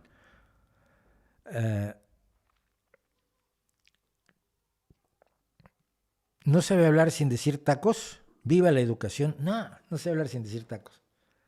Casi nunca digo tacos en esas transmisiones, por Dios, pero casi nunca. Y en la vida real soy tremendamente mal hablado. Y al que no le gusta, se jode. Si te preocupa más la forma que el fondo, el problema lo tienes tú.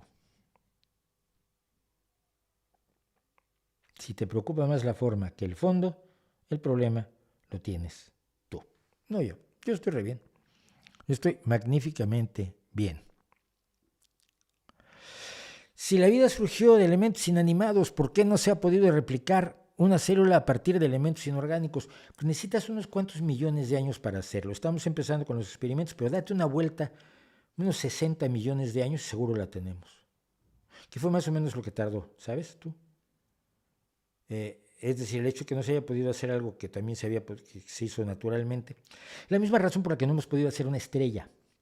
Las estrellas nacen a partir de cuestiones naturales, pero hacer una en tu garaje es un poco complicado. Se requiere una serie de condiciones que es muy difícil replicar en tu garaje.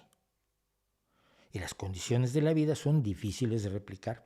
Y no sabemos exactamente cómo surgió, sabemos cómo evolucionó. Pero todos los enemigos de la teoría de la evolución siempre salen con que, pero ¿de dónde salió la vida? Es otro problema. El problema del origen de la vida se llama el problema de la abiogénesis. Tenemos adelantos grandes, sobre todo desde el experimento de Miller, tenemos adelantos grandes para entender cómo, a partir de la vida, de los elementos inorgánicos, se llega a la vida. Una cosa es tener los elementos y otra cosa es poderlo hacer, porque no tenemos todavía toda la información. Eso es la abiogénesis. Ahora, una vez que tienes la primera célula a su camino, de allá hasta nosotros, ese sí lo conocemos con una claridad enorme. Esa célula se llama Luca, por cierto, el último ancestro común, last unique common ancestor, el último ancestro común que tenemos, así como los seres humanos tenemos al Adán cromosómico y a la Eva, la Eva de los... ahora se me olvida. Bueno, pero vamos, sabemos que descendemos de un solo hombre y de una sola mujer, no porque solo existieran ellos, sino porque las estirpes de los demás se han extinguido a lo largo del tiempo y hay una mujer, la Eva mitocondrial, de la que procedemos todos, y de allí tenemos las mitocondrias de esa Eva. Y la evolución de esas mitocondrias nos permite medir el tiempo. Es maravilloso. Si cuando dejas la religión a un lado, lo que sabemos es esplendoroso. Pero no lo sabemos todo. Es un defecto que tiene la ciencia. Cuando la ciencia arranca, no se sabe todo. Luego descubre cosas, luego descubre que sabe menos cosas. Y luego descubre más cosas y entonces descubre que sabe muchas menos cosas. Es como si tienes luz, una pequeña linterna, y tienes luz aquí y ves una circunferencia de oscuridades. Mira, todo lo que no sé es lo que está en esta circunferencia. La circunferencia está muy claramente delimitada. Cuando aumenta tu conocimiento, amplías la luz y la circunferencia de lo ignorado crece. Y cuando sabes muchísimas más cosas, la circunferencia de todo lo que no sabes también crece. Y mientras más sabemos que no sabemos muchas cosas y que sabemos menos de lo que creíamos que podíamos saber. Y entonces ese creciente círculo de lo que no sabemos no se lo puedes echar en cara a la ciencia. Vamos avanzando, pero si tenemos 400 años de ciencia, hijo mío, tú quieres que en 400 años se haga lo que la naturaleza hizo en 60 millones. Tú eres de los que creen que si una mujer tarda 9 meses en dar a luz a un niño, 9 mujeres hacen un niño en un mes. Pues te equivocas.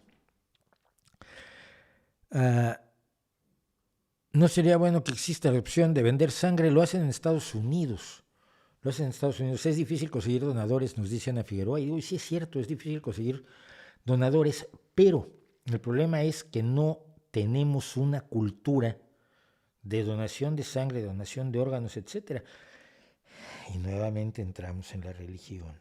Nos guste o no, acabamos visitando la iglesia, visitando la mezquita, visitando la sinagoga, visitando el templo budista, visitando estas cosas.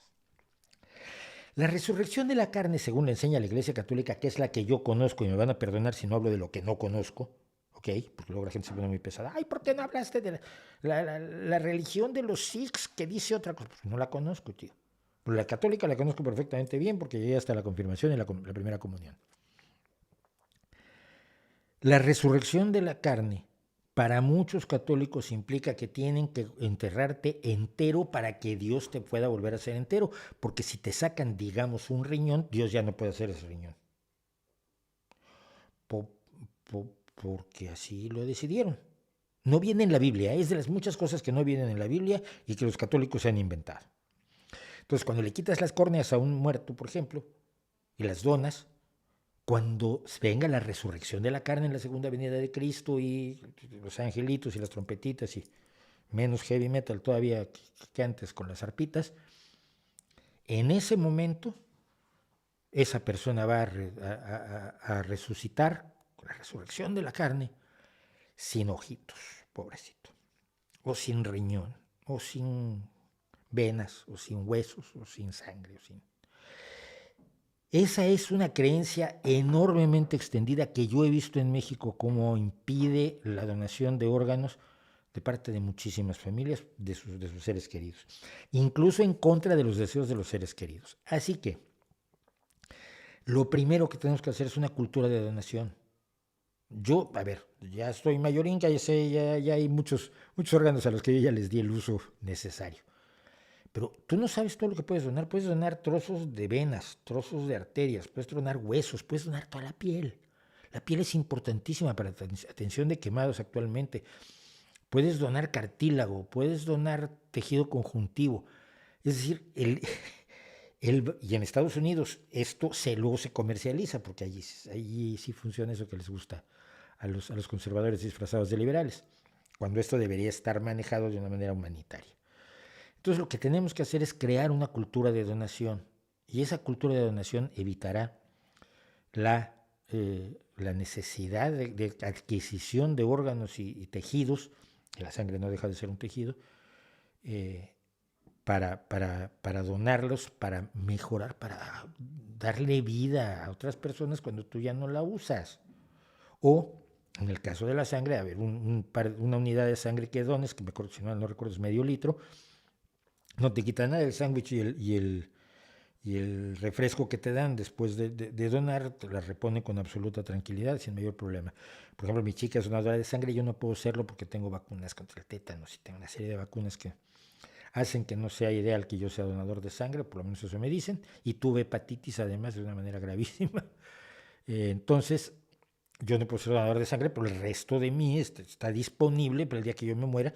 Antes no, por favor, porque lo estoy usando. Pero el día que yo me muera se puede hacer absolutamente uso de todo lo necesario, y lo que quede lo incineramos, queda un poquito de ceniza así que hacen y ya. Me hago uno con el universo, como quieren los budistas. ¿Okay? Pero esa es una cultura que tenemos que difundir, y tenemos que difundirla entre toda la gente.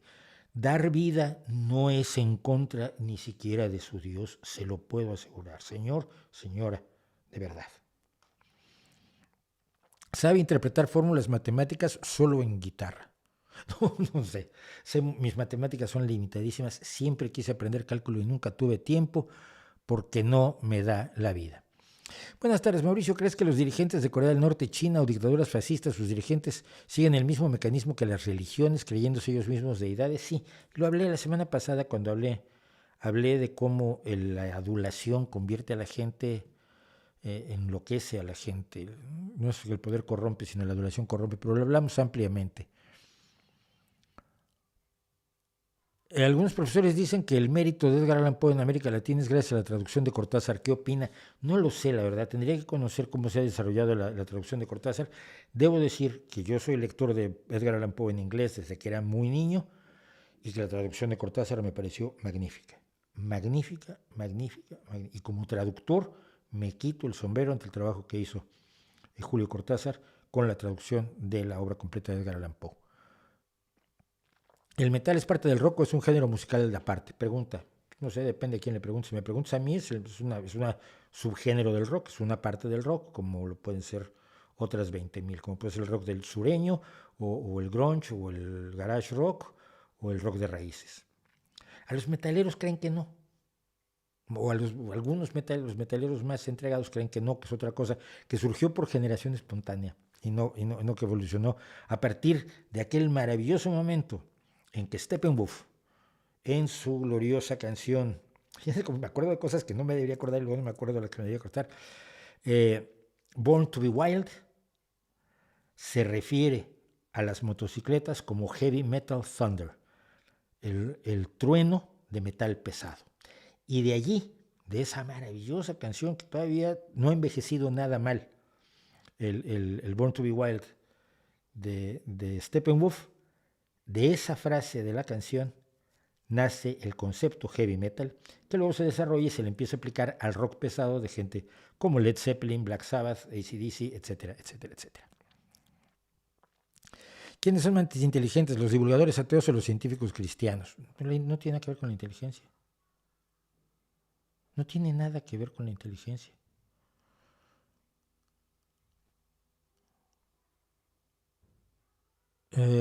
Eva mitocondrial, sí, gracias. Lo que pasa es que, claro, leo después, entonces no sé qué. Que me dicen, gracias Norberto Pérez por el superchat. Esos apoyos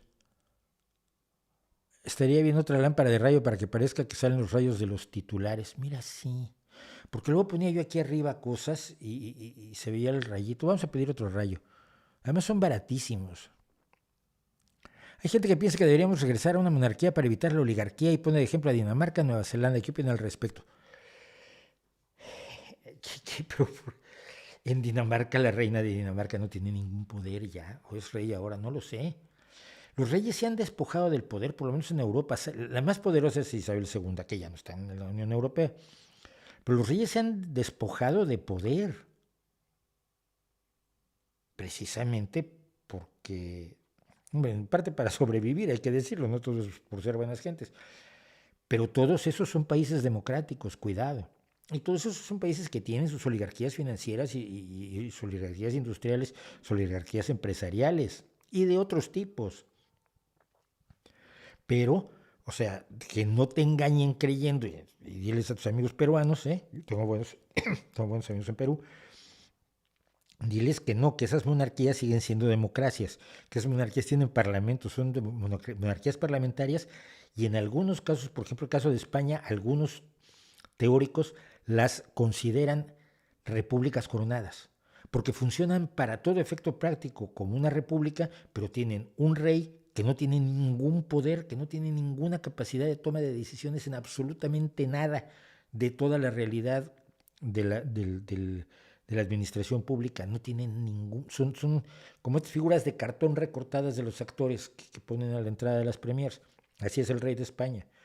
Entonces, no, las monarquías absolutas nunca fueron buena idea. La historia demostró que no eran buena idea por una sola cosa. Porque tú te puedes hartar de Fujimori y echarlo, e incluso encarcelarlo después. Te puedes hartar de Alejandro Toledo y echarlo. Y te puedes hartar de Perón, y te puedes hartar de Isabelita Perón. Pero del rey te lo tienes que tragar hasta que se muere.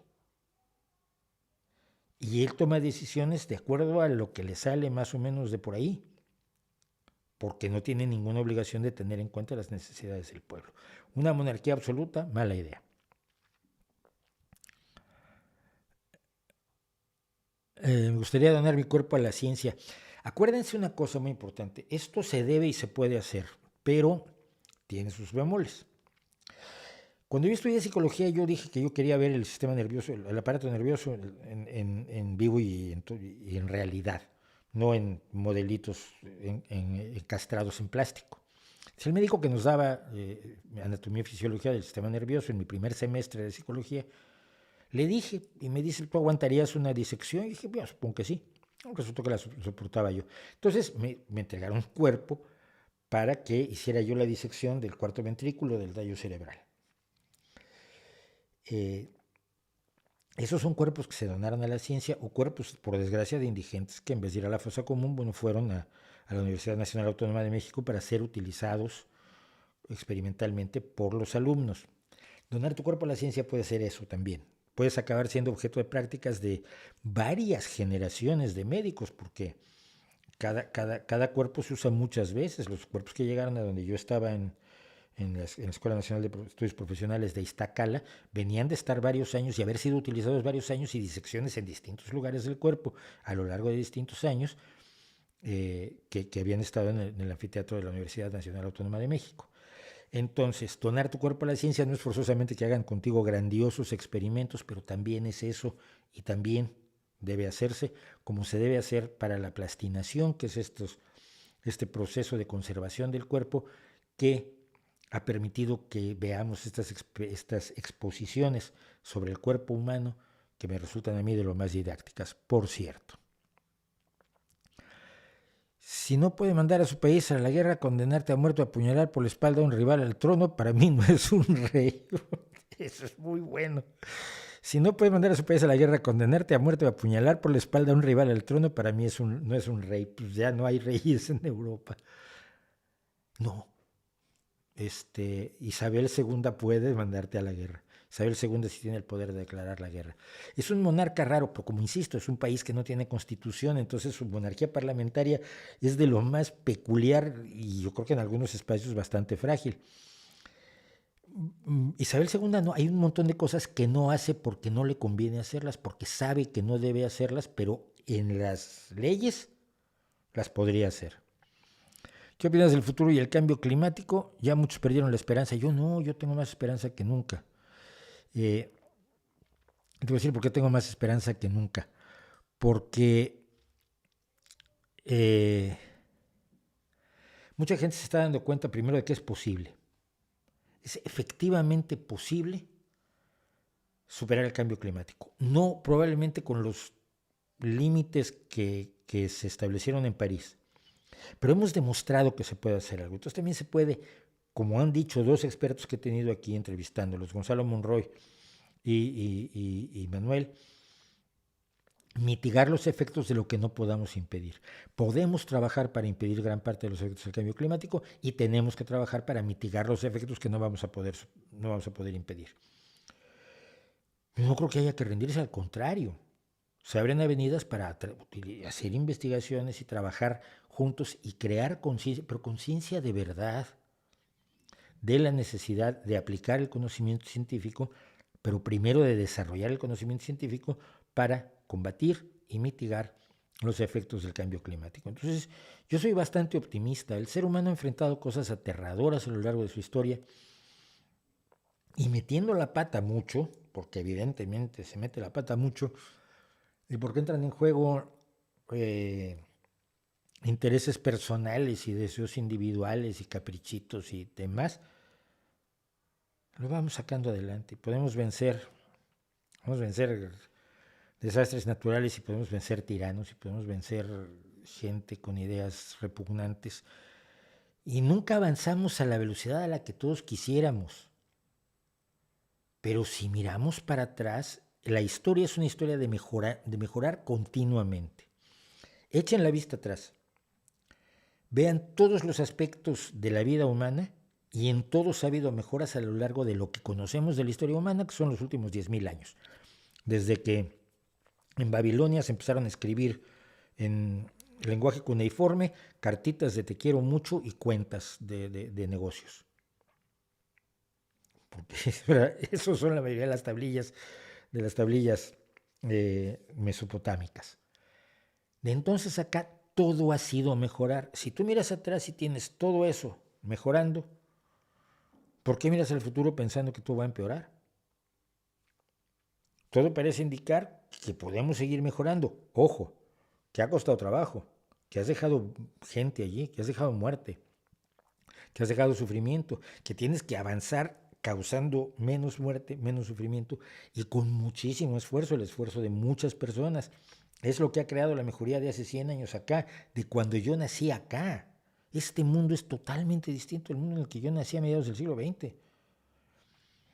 Y si nos damos cuenta de que esa historia nos compromete a seguir avanzando, a seguir mejorando y a seguir alcanzando logros con mucho esfuerzo, con menos sufrimiento, hombre, está puesto que eso es lo que tenemos que hacer y no otra cosa, no otra cosa.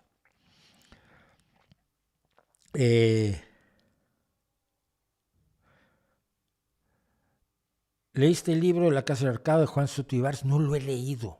Leí una buena parte del libro cuando entrevisté a Juan. A mí me parece brillante. Y no me acuerdo si lo terminé, la verdad, porque el problema es, no me da la vida. En este momento estoy leyendo 3 libros a la vez y me estoy haciendo un lío que ni se las cuento. Entonces, pero Juan me parece uno de los tipos más brillantes que tenemos en España en este momento y un tipo muy valiente para plantear lo que plantea, aunque sea en cierto modo también el travieso de la clase y el chico malo de la clase. Creo que le gusta ese papel y creo que lo desempeña además maravillosamente bien. En Iztacala Alma Mater sí, fui a dar a Iztacala como inaugurador. Yo fui de la primera generación que fue a Iztacala. No teníamos autobuses para ir a Iztacala. A nadie se le ocurrió que si ponías una universidad para médicos, enfermeras, odontólogos y psicólogos, que éramos los 4 que estudiábamos originalmente en Iztacala, y ponías una escuela a la que iban a ir cientos o miles de alumnos todos los días, habría que poner una línea de transporte público. No se le ocurrió a nadie. Yo tenía un Austin Cambridge 1959 que no hacía 60 kilómetros por hora ni en caída libre. No había dónde comer, entonces, como yo aparte de estudiar psicología, me convertí en profesor de inglés porque no había profesores de inglés para los odontólogos y médicos y enfermeras de la escuela, entre ellos al Departamento de Lenguas Extranjeras de Iztacala en mi primer año de universidad. El otro profesor de inglés y yo conseguimos que una señora nos diera de comer todos los días, le pagábamos y comíamos en la cocina con la familia, pues no había dónde comer, no había dónde comprar un refresco, unas golosinas, nada, aquello era el desierto absoluto y en medio de la Escuela Nacional de Estudios Profesionales Iztacala. Las cosas han cambiado mucho desde entonces. Bueno, pues me preguntan sobre un amigo sobre el que no voy a responder y saquen conclusiones. ¿Ha leído Gödel, Escher, Bach de Douglas Hofstadter? Sí, leí la primera. También había biólogos en Iztacala. ¿Por qué el doblaje se suele traducir mal? Actually, y what's the big idea? Porque los traductores no saben inglés.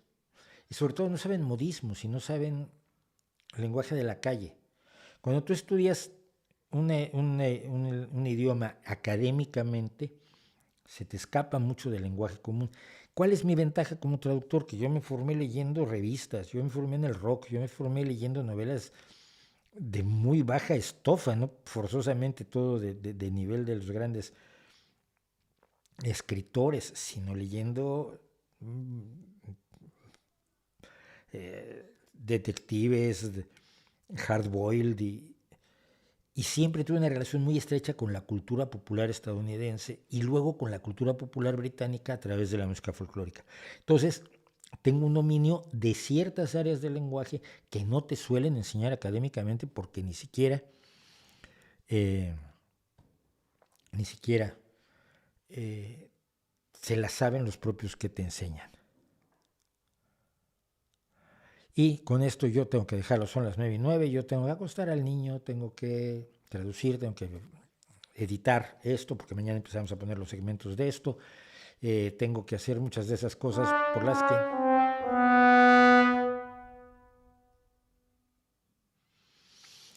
Así que, muchas gracias por estar. Nos volvió a faltar lo de la OTAN, me lleva el tren. Yo que quería hacer enojar a la gente con la OTAN, pero nos quedamos con el Pupule, que ya sabemos todos que Pupule quiere decir, estás loco, o loca, ambos dos, en hawaiano. Yo los dejo, son 9:10, nos hemos pasado 10 minutos. Esperemos que todo esté bien. Gracias Ricardo Vargas por el super sticker. Nos vemos la semana próxima, nos vemos en Ahora Música. No se lo pierdan, estamos teniendo cosas preciosas en Ahora Música. Ayer tuvimos un grupazo maravilloso y hoy vamos a tener otro. Muchísimas gracias por estar con nosotros. Tenemos 217 personas, 217 gracias. Nos vemos aquí la semana que entra, nos vemos el miércoles en el video temático y ahí les dejo mi reputación para que la hagan.